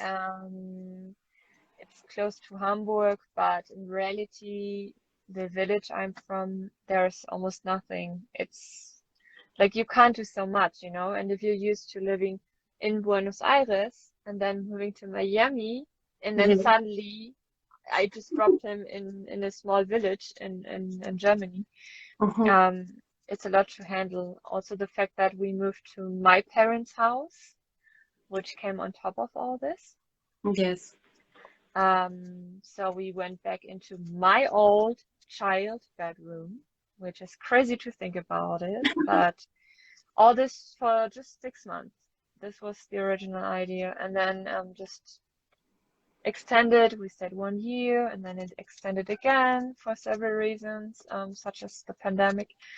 And in the end, it was just time for us to leave Germany again. As I mentioned, he loves Germany, but the circumstances we were in, they were not perfect, especially not for a couple, Mm-hmm. because it was challenging for all of us living under my parents' roof. So it was challenging for my parents, but it was also very challenging for us as a Yes. couple, you know. Yeah. So yeah, we had to work on a plan B as always. So if there's no plan A because it's not working out, you always have to have a plan B or plan set in the back end. And our plan B was to remodel a van in Germany and Mm-hmm. then to travel through Europe, which we did. So we found a van last year in summer, so in 2020, and we rebuilt it to a camper van in 9 months, which was also not planned. We thought we might be done in 3 months, but due to that we took care of everything by ourselves and we had no idea what we were doing. It just extended to 9 months. And once we had the chance and once the situation developed into the right direction Mm-hmm. because of the pandemic, we took it. We packed all our clothes on 5 square meters, and since 4 months we're traveling through Europe. Yeah, So yeah, that's a really interesting experience. How do you like it? Did you expect it this way, or yeah. how is it going? I expected it this way because I didn't have this illusion that this is just going to be. I mean, it is amazing to travel full time in a camper van to see different places every 2 days. But the reality is that in a lot of cases we're just parked on parking lots, you know, of Lidl or other grocery stores, or it's very, I would say in 40% of the cases we are parked there. The rest we are somewhere in the wild or right now at the beach or close to the mountains, which is very beautiful. But I knew what to expect because I did my research before. And Mm-hmm. I knew that all the pictures you see on Instagram, like those Instagrammable camper vans, beautiful rebuild and everything, that this is not the reality, that this is all staged Yes. for just a few likes and a few followers more. So I knew what to expect, and the reality is that it's great. But we also get, especially just imagine going from living 7,000 miles apart to suddenly kind of living just on 5 square meters. Yes, I can imagine. But how did you get this idea to travel in a van? Was it your dream to do something like that, or? I think Nacho had the idea of traveling in a van. It was when we left the US and when we had to think about a plan B. Nacho was always telling me that there's this couple who's traveling in a camper van through Latin America, and that he Mhm. wants to do that as well because it looks so amazing, and he really loves the idea and everything. And then I just said, yeah, let's do it. Let's just try it out as well. And we were like, okay, like same situation when we decided to get married. It was a decision of just 2 minutes. We both said yes, and then a couple of You years are very later, we were, adventurous people, I would say. Just take decision immediately, yeah, spontaneously. Not everyone can do it, yeah. But I think it's a great experience, because not everyone have this chance, yeah, just to travel like that. And how long are you planning to do that? And where are you going? Do you have any plans where are you going to settle in the end? mm, so we are going to do it for approximately 1 year. Mm-hmm. And it could be longer, so I do think that it's going to be longer after all. We don't have any plans to get settled yet. Um, we don't even know if it might even be that we'll end up traveling all the time, that we just might buy a bigger van and just keep on traveling like this. We have the idea of at some point to have a family, Mm-hmm. so to have at least one kid. So that's somehow in our plans, but then it's also not because it's still so far away, you know. But we don't know where we are going to live in the future, if it's going to be in a camper van, if it's going to be in Germany, in Argentina. It Mm-hmm. could also be Spain, it could be Denmark, you know, it could be So you basically are everything. open to the whole world, yeah? So you didn't decide Yeah, yet. yeah. So this is also something we ask ourselves every time we visited a country. We'll be like, okay, could you live here? You know? So Yeah. this is kind of the trial we're exploring a little bit, and maybe we like it somewhere so much, which could be Spain. I think Spain has a very high potential for us to stay there. Yes. Um, but if we like it there, it might be that we'll end up living there on the long run within the next few years, you know? So, Mhm. yeah. Yeah, I And think I, I would like to do that actually, to live in a different countries for some time, then choose something what I really like a lot and stay there and settle there. Yeah, if I could do that, I Yeah. would do that. No, Yeah. because I like Netherlands, but the only thing I really hate here is the climate. It doesn't Yeah. suit me at all. I don't like rain, I don't like humidity, and I have to face it all the time. And I always wanted to live in a warm place. Like Spain would be a perfect place, Italy, I don't know, whatever, Southern Europe would be the best place for me. But of course, Mm. languages, yeah, because we have kids, and with kids, it's more difficult to travel just like that. You can just pack your stuff and just go wherever you want. So it's good when you are alone, yeah, and you can discover what is the best option. Yeah. How many kids do you have? You We have have two, two right? sons, yeah, two sons, Hmm. yes, and they're How quite. old are they, may I ask? Yes, of course. The elder one became just recently 12, and the younger one is 9. Not Oh, young, but no, not so little, but still, for me, they're like babies still. It's so, yeah, yeah, of course. yeah, yeah. So our elder one went to secondary school, so it's pretty serious. And now he got Mm. more languages to learn, German and French. Not really easy because French is also very difficult according to me. Yeah, so I wish we could also travel like that, but for kids it Mm. would be difficult because of school. Mm. Yeah, And that's the thing. yes, Yeah. yes, I mean, you can do homeschooling, but I mean, the thing is that obviously, like, there are in an environment they know already, they feel comfortable in, and I do think that for yeah. kids, it might be No, I think it would be difficult for them because when the pandemic happened and they had to stay at home, they didn't like it at all. It didn't work out. And our younger one, he's very social.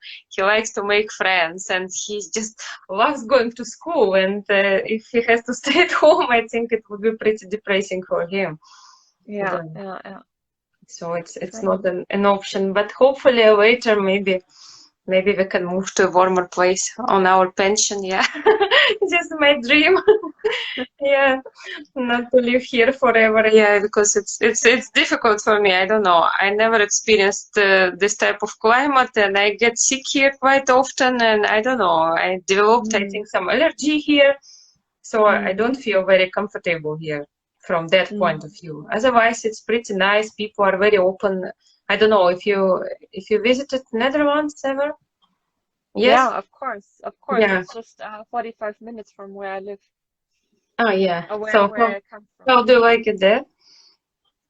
I like it. What I love is that I understand the language. I understand. Yes. So it's just because where I'm from, the accent you talk is Plattdeutsch, which means Platt German.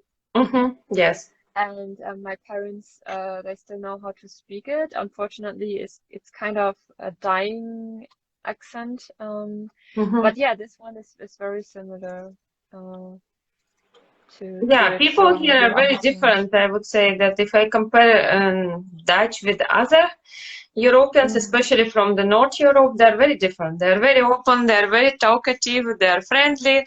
They just say you hello on the street, and you don't have the same experience in other countries. Even in Belgium, it wasn't like that.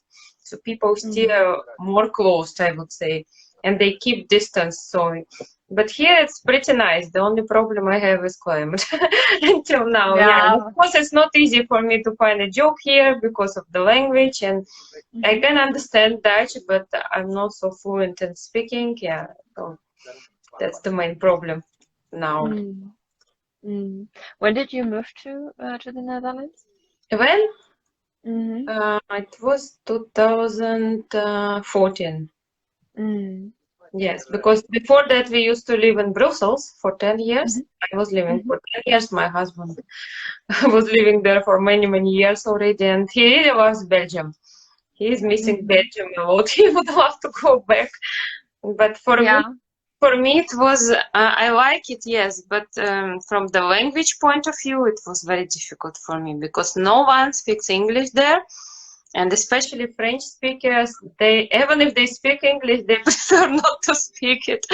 It was tough. When I arrived to Belgium, I couldn't understand anything. I was asking people for help or on the streets, okay, do you speak English? Everyone said no, and they just went away, and I was shocked. What's going on? That no one wants to help me. Yeah, I was kind of frustrated, and I started learning Flemish. Okay, it's also the same like Dutch, but and I was learning French, and it was too much. I kind of concentrate on Flemish more because my husband speaks Flemish, and French not so fluent. So and then we decided to move here. Okay, he got a job here, and also for kids because it's more open environment here if you compare with Belgium. So kids are just really opened up here. They really, they got friends, and they're pretty happy here, I think. But my husband would love to go back, I think. To Belgium. Yes. But I would like to move to Canada. I really fell in love with Canada. I don't know. We went there in 2019, yes, and I was impressed by this country. I didn't visit the US, really. It was just a short, we went to Detroit, and then from Detroit to Canada. And I didn't like Detroit at all. I think I got the same feeling like you felt about Miami. I felt about Detroit, that it's not safe. I just saw beggars on the street. They were shouting, and kind of not really nice. But Canada, I really loved. It's kind of totally different experience. And I have many friends who moved there, so I would really like to try to live there. But I know it's so far. And kids love it a lot. They're asking, I think they're asking all the time, every day, when will you go to Canada again? Yeah, it's really nice. But Yeah, it's interesting that you mentioned that because Canada wasn't on my list.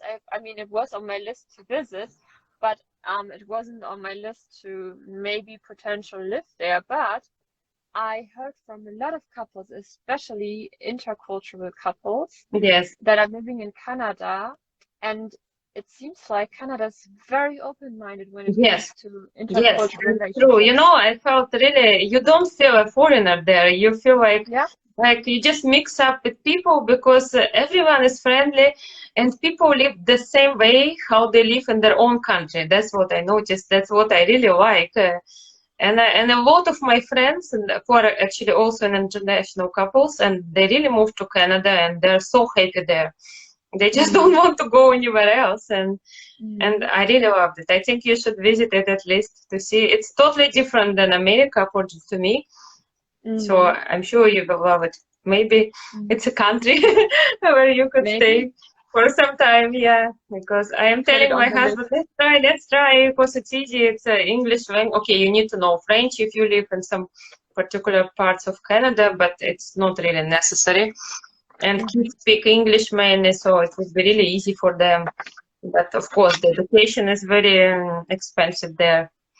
I mean, higher Mm. education, yeah. So I don't know if we move there or not. But my husband agrees that for kids, there is future in Canada. Yeah, he would love them Mm. maybe to go there later on.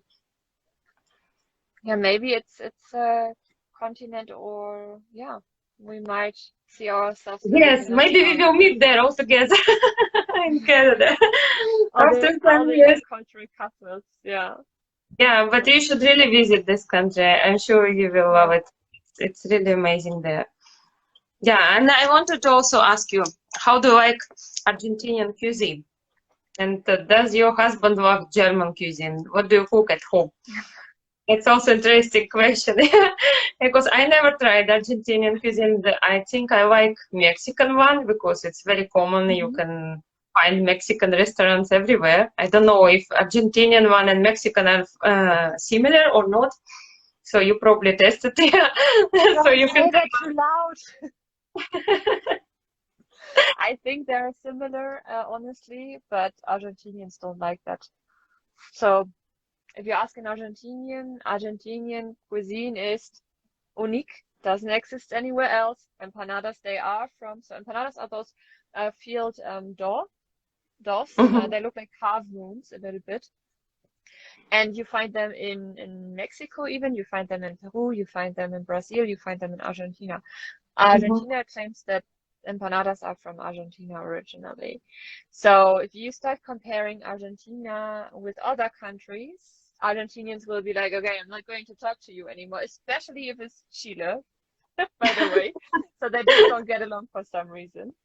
Um, but yeah, so Argentinian cuisine, as mentioned, empanadas, which are those half moons filled with mhm, meat, but also filled with cheese, so you can get different variations. But the original one is filled with carne, so meat, mhm, um, which I really really like, because you do have just endless variations, and even for me as a vegetarian, you'll always find something.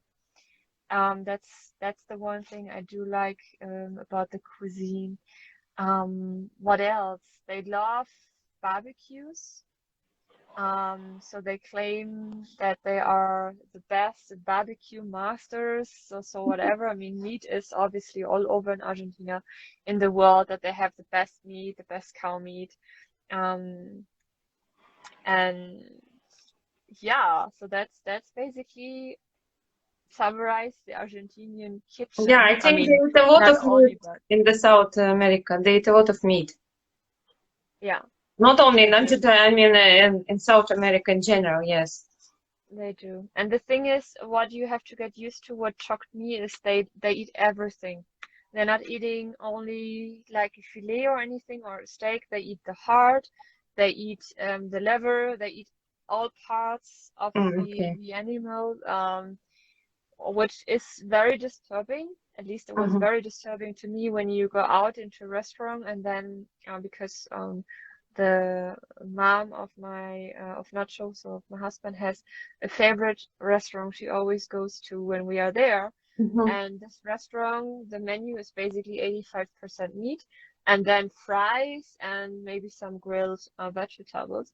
But what they will do is when you order a platter, they would bring you a huge platter with meat on it, and then they would just put it in the middle of the table, and you just have like really that's the platter, and that's the meat you have on top of it. And Okay. that was very shocking to me because I've never seen something like this before. But that's part of their cuisine. Yes. So Yeah, that's my husband yeah, told me, yeah, that there would be almost nothing for him to eat in South yeah. America, yeah, because he is vegetarian, yeah. hmm As a Yeah. vegetarian, it's difficult. Nacho used to be, while living in Argentina, he used to be a vegetarian for 1 year, Hmm. but then he quit because it was impossible. Yes, I can imagine. Yeah, it's not easy. Even in Russia, Yeah. you can't survive really because when you go to restaurant, if you order something and if you ask that, okay, do you have something vegetarian? They say we have salad. That's all. Yeah. Or we have fish. They think that vegetarians eat fish, yeah, so it's okay. I say no, no, we Yeah. don't eat fish, yeah. So there is nothing really to eat. That's why I don't really cook anything Russian, yeah, because for Mm. vegetarian there is Funny. nothing really, yeah. Yeah. This is also why I don't cook anything German because I won't be able to eat it either. So the German kitchen, a lot of those things are schnitzel. I mean, schnitzel's Yes. originally from Austria, as far as I'm concerned, but schnitzel, and then you have this. Is it a stew? I don't know the English word for it. A big chunk of meat you will Mm-hmm. roast in a roaster, and then Yes. you let it cook for approximately 4 hours or something. Mm-hmm. Um, then we have rouladen.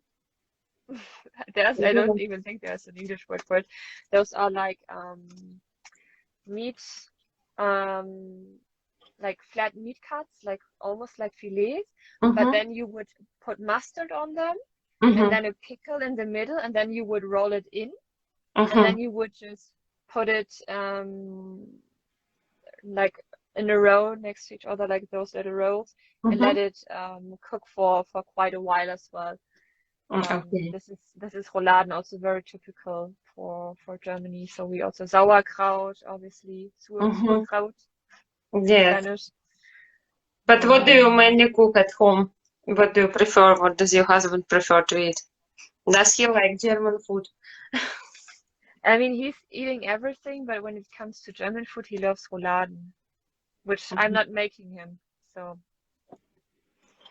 it's he has to deal with the fact that while we are together, he most likely has to take care of his meat.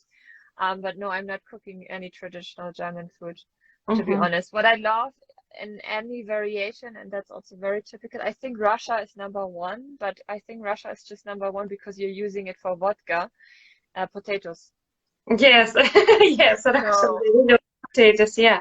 No, but you yeah. cook it very tasty in Germany. I really love it. Baked potatoes with some sauce, dill sauce. Mhm. And it's very tasty. I really love it. Yeah. Whenever we go to Germany, I always try to eat it. And also these things which also made of potatoes, you can get it during Christmas markets. I forgot the name, but this I think it's also made out of potatoes, and you can get it on Christmas market in Germany. Do you know the name? What I mean? Mm-mm. I forgot because we always get it when we go to Germany, and they serve it with the apple mousse. Ach, Germknödel. Nee. Nee, but that's not made up for. Ach so, but is it just for Christmas? That's actually a good question. What you're talking about are, I forgot ah, what is the name. I forgot the name of it, but I know what you mean. There are like little circles, right? Yeah, yes, yes, yes, yes, And then they would just put it in a lot of oil, and then you eat it yes, with, as you said, apple mousse. Um, Kartoffelpuffer. yes, yes, yes, yes, hmm yes. hmm Yeah, Yeah, I love that's I love really nice. those. Yeah, yes, that's really Yeah. nice. Yeah.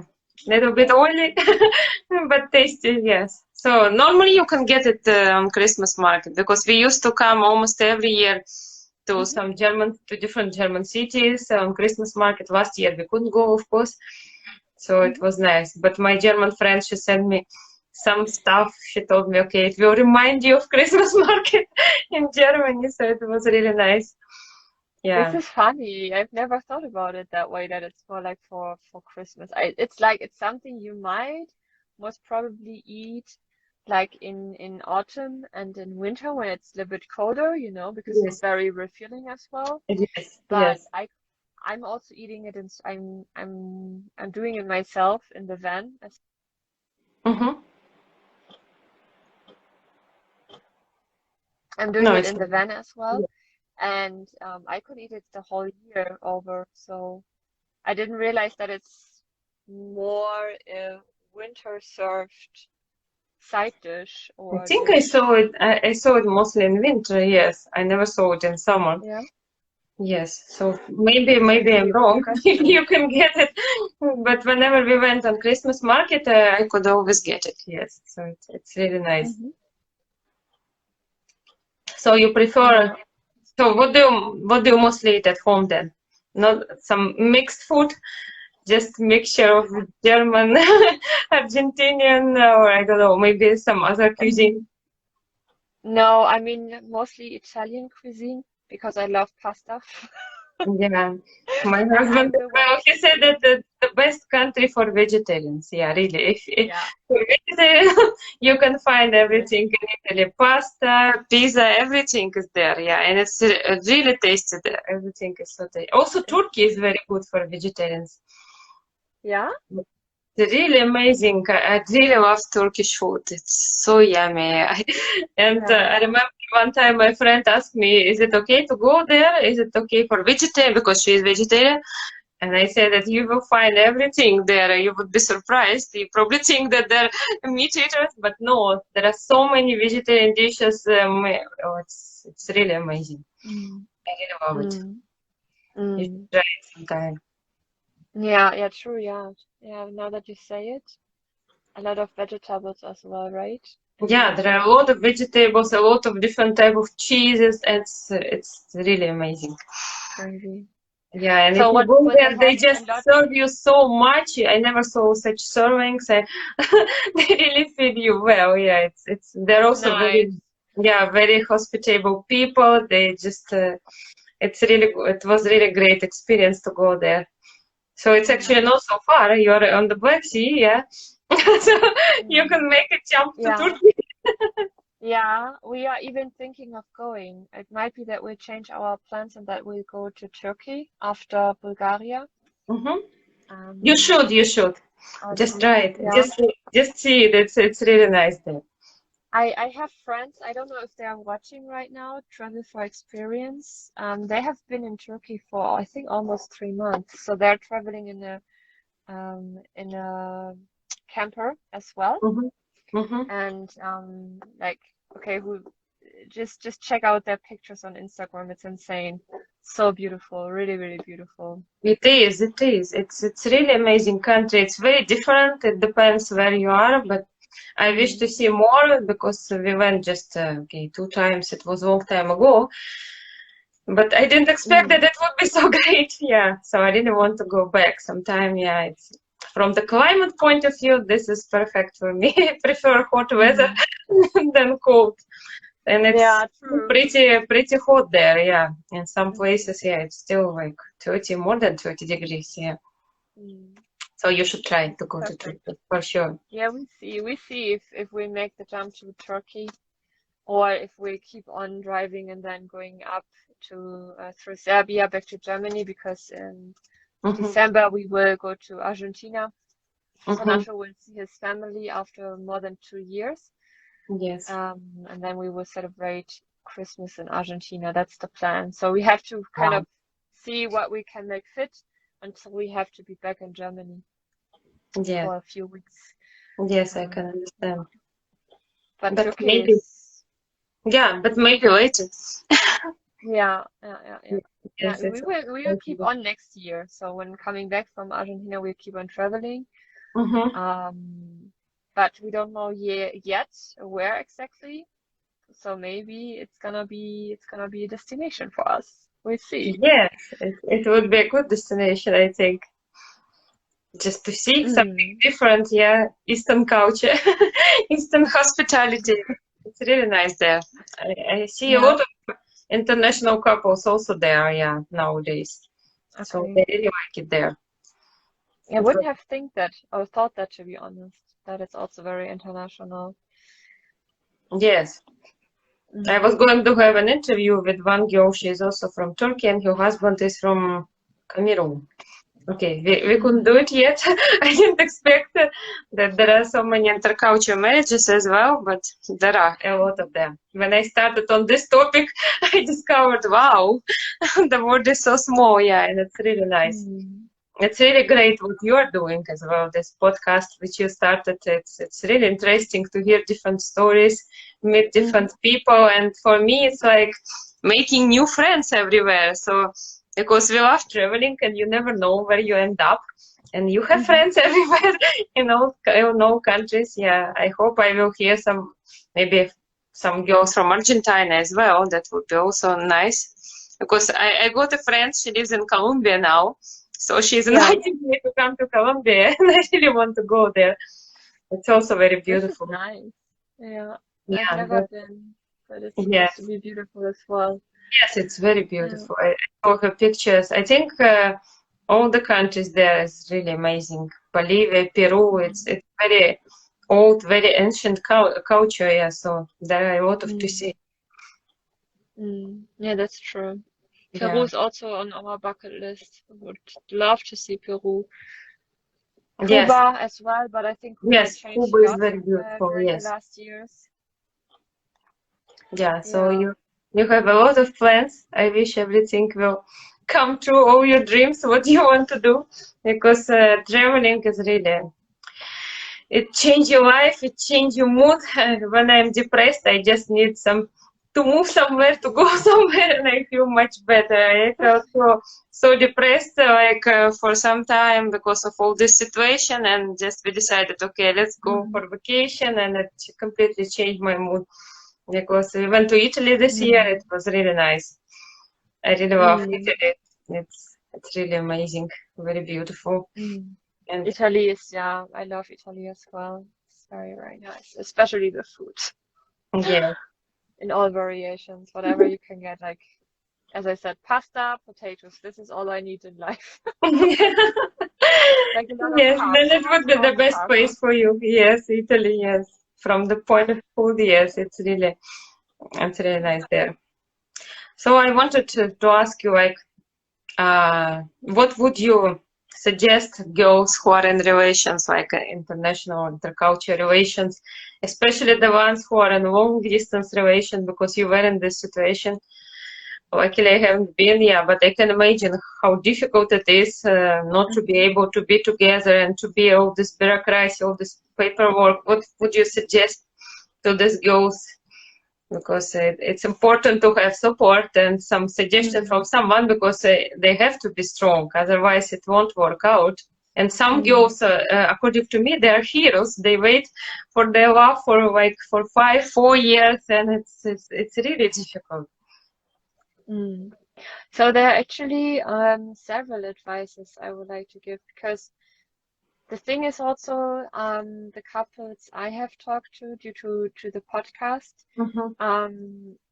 what I think is very interesting, and that's also the experience you have made with connecting with others, that even though there are different backgrounds, there are different cultural differences, and religious differences, but as soon as you hear the story, you feel like, hey, I can relate to that because I have been there, or hey, I can feel you because I might have been even in a similar situation, even though the background is completely different, Yes, that's true. And that's because no matter where you're from, no matter what your background is, at some point we all struggle with the same things. which are, as you just mentioned, paperwork. That's my favorite topic. Yes, that's true. Which are adjusting to to each other as well, Mm-hmm. because as in your case, you're speaking the same language, but then it's not your mother tongue, and which are cultural differences. And trying to summarize that, but that's very difficult somehow. And giving one advice is also going to be difficult to me. So I'm going to give two advices, Yeah. which are always have a plan B in hand, because plan A in 85% of the cases is not going to work out. So things will not go straight the way you wanted.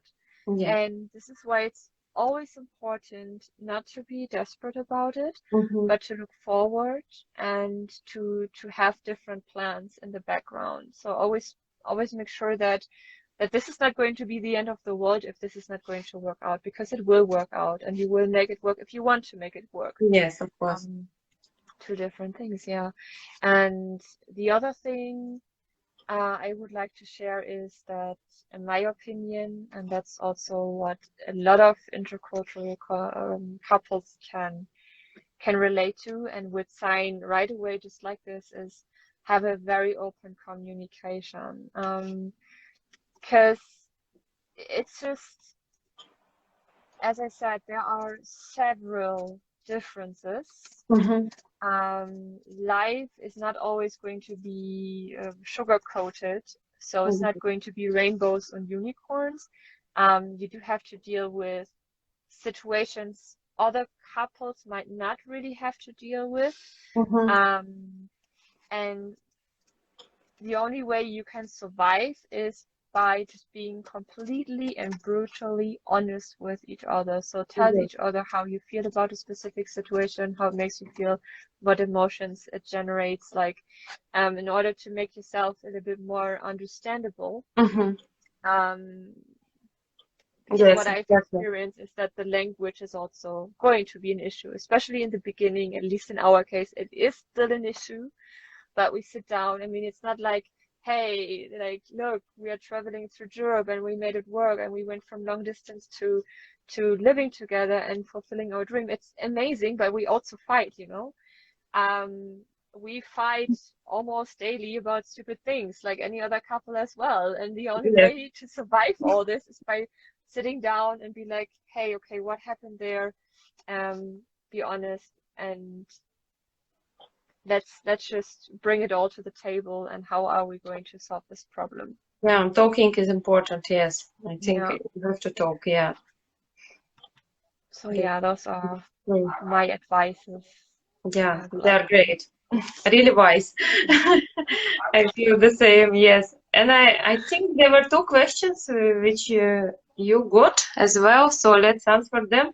I think one was if you believe in God. That's a very good question. Because I know, especially a lot of couples I've talked to, they're Christians or very, very Catholic. Mm-hmm. Um, I'm I'm honest, I don't believe in God.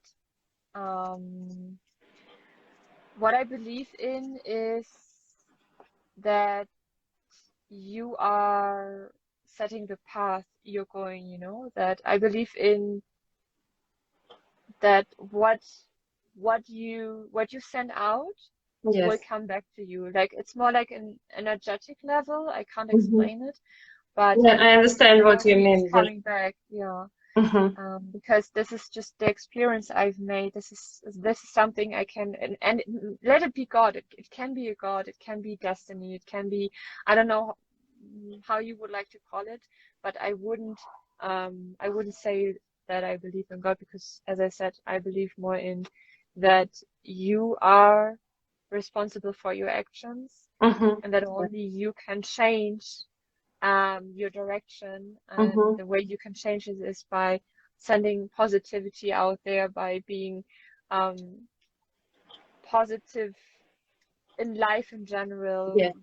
if it's towards other people, if it's towards Mhm. animals in general, if you see like someone is suffering or is having a hard time, offer help, and then it Yeah. will just come back to you, and always be open-minded. You know, this Yes. is, Yes, I I agree. wouldn't, Yes, yeah, it's very difficult important. to find it. Yes. Yeah. Yes. And second question, I think, was how do you combine travel and with your relationship? Yeah, I think. hmm Yeah, I With think. the relationship to family, yeah, I Yes. think was the question. Yes. Yes. Yes. Um, so it's actually not that difficult because in our case, I mean, the background, I moved out when I was 17. I moved from home in Mm-hmm. order to do my training shift, and I'm kind of used to not being distance-wise, not being close to the family or to my family. Yes. And then also when moving to Miami, you know, and we still stayed in contact, obviously, because it's my family and I love them. And we are texting regularly. Mhm. And so far, compared to living in Germany together with my family, to traveling around Europe and eventually going to find our future home, it doesn't feel so different, to be honest, because the connection is the same. It's not going to change. The only thing Yes. that changes is that if something comes up, for example, my sister is pregnant right now, she's expecting her second child, Mm-hmm. and I would love to be there. I would love to see her belly growing, you know, and those are things, it's heartbreaking to think about it, but you will not experience because you're not there in Yes, person. I can understand. And as far as I can tell, for Nachos, it's also the same. So it's also very, very difficult for him. Some days it's easier, some days it's not, especially with the situation, with the economical and political situation in Argentina right now. Yes, He's very worried about his family and friends, I but can in the understand. end, he knows that he can't change anything by just being there, you know, Mm-hmm. Yes. in person. So it will not change anything. So he's talking to his mother daily, to his sister almost daily, and this is just his way of staying in contact with them and being part of their lives. Yeah, it's important when you are away from Mm. your family. Yeah, it's always difficult. Yeah, especially now. I can't see my mother, for example, for 2 years already, and Mm. it's like a really difficult situation. And she can't come here. Okay, I can go to Russia, but for short time. And I really wanted Mm. her to come, but the borders are closed. And no one knows when they will start giving visas and all this stuff because, yeah, for Russians you need visas and all this bureaucracy again. Yeah, I wish you Mm. could just come yet, and it's kind of strange that they don't allow parents to come, but they allow partners of Dutch people to come. Like for the girls, it's like green white, they can come, they get visa, yeah, but parents can't visit their kids. It's really sad. Mm. That's really, really sad. Yes, and I just pray that they open the borders, they start give visa again, and she can come to visit me. Yeah, because it was Mm. the longest I haven't seen her. It's like for me, it's Mm. really difficult because we are very, Mm. very close to each other. Yeah, so she's actually my best friend, I can say. Yeah, so Oh. yeah, it's really sad. Yeah, sometimes that's why probably I started doing these interviews just to cheer myself and to help others because this all this situation really I felt sometimes so sad. So I just thought, okay, I need to change something and come out from this situation. I just need to cheer up a little bit, and then all of a sudden I got this idea to talk to different people, and it really helps. Yeah, because you hear different experience, you meet Mm. new people, new friends, and I hope it help other girls to learn to really take the right decision from others' experience. Yeah, I really hope Mm. so. Mm. Yeah, but I'm sure because I mean, in the end, if you would just reach a few women with it, you know, those will appreciate it. So it's you will help with that for sure because those people who are following you or who are watching this, for example, They're doing it to basically learn as well, and maybe to get advice and tips, and they come to you for advice. So it's Yes, no, definitely I really hope that it will help other girls because it's because they can hear, they can listen different stories, and they can understand. Maybe some girls are really give up and think, oh, it will not work out, but then they hear other positive stories, yeah, and they will believe, okay, maybe something good will happen, yeah. And I would be really glad if my interviews help other girls. I just need to make more in English because there are so many English speakers, and I'm just, I don't know why, I'm just worried all the time. I have to speak English, and Russian is kind of natural, of course, it's my mother tongue, yeah. But in English, I'm always, but I found such a nice and positive people to speak in English, yeah. So I shouldn't be worried, yeah. And it was really nice talking to you today as well. I would really thank you for your time, for that you agree to talk to me, because not everyone agree, not everyone ready to share, and you are a very open person. It was really amazing talking to you, amazing experience for me. And it would be really nice to meet in Rio one day. I would love to meet you guys, really, if you are around. Yeah, sometime soon. Yeah, that would be really nice. Can you hear me? my battery is just acting up. I just said we're not so far from you. Yes, that's what I'm At saying. least in Germany, we're not so far. Yes, yes, Yeah. it's not far at all. We went to north of Germany, we went to Hamburg, not, I think only yes, we went to Denmark one time. Yeah, it wasn't so far actually. So you're always welcome to visit us. We are not so far from Amsterdam, so it's not far at all. Perfect. Yeah, and let's keep in touch. I would really like to thank you again. Yes, for a nice conversation. I learned a lot about you, about Argentina, about Argentinian culture. Yes, it was really nice, and I'm sure other girls enjoy. And I saw some comment earlier that someone asked if I'm going to save this live meeting. Yeah, of course, I'm going to save it. Don't worry, everyone can watch again. And I'm sure many girls will probably join your podcast. So they're welcome to do it because it's also very interesting. Okay, it's a little bit different, not like live interviews, but still it's a brilliant idea, I would say, what you are doing for others. And I'm sure a lot of girls appreciate it a lot. Yeah. So let's continue our great job in communication with other couples. Yeah, I wish you a lot of, I don't know, a lot of success in everything you do, and to find your perfect place as well, where you would love to settle, because it's important, I think, to find some place where you are really happy. I'm sure you will find it soon. Yeah, so far we are happy how things are. Yeah. So let's keep in touch. I would love to keep in touch. Yeah, it doesn't mean that if we have interview, we will not talk anymore. Of course we will. I would love to talk again, and maybe we can talk about something else, because I have so many ideas. Sometimes I always come up with some idea. I want to do this. I want to do that. I think are going crazy with me and say, "Oh, you have every day you have a new idea." I say yes. Somehow they just come up in my mind. So let's keep in touch. I would like to thank you again. I would like to thank everyone who were with us. Thank you for this live. Yeah, you're welcome. It was my pleasure talking to you. That's by the way, that's Nacho's father. Ah, okay. That's nice. Yeah, so my father logged in, Nacho's father logged in. Yeah, I see. The whole family is united. Yeah, that's really great. Oh, I see my friend is writing in German. Vielen Dank. Yeah. Sehr gerne. Yeah. I forgot how to reply in German.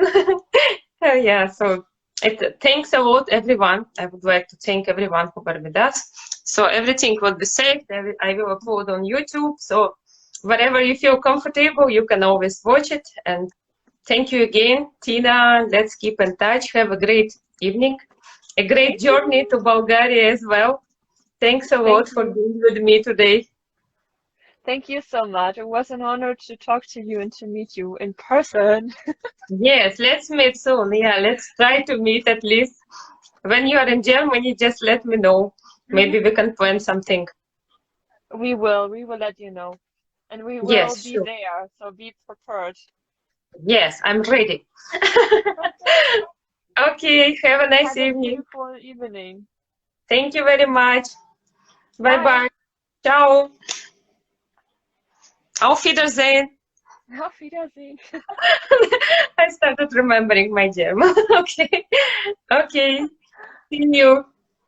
See you. Bye. Bye. Bye.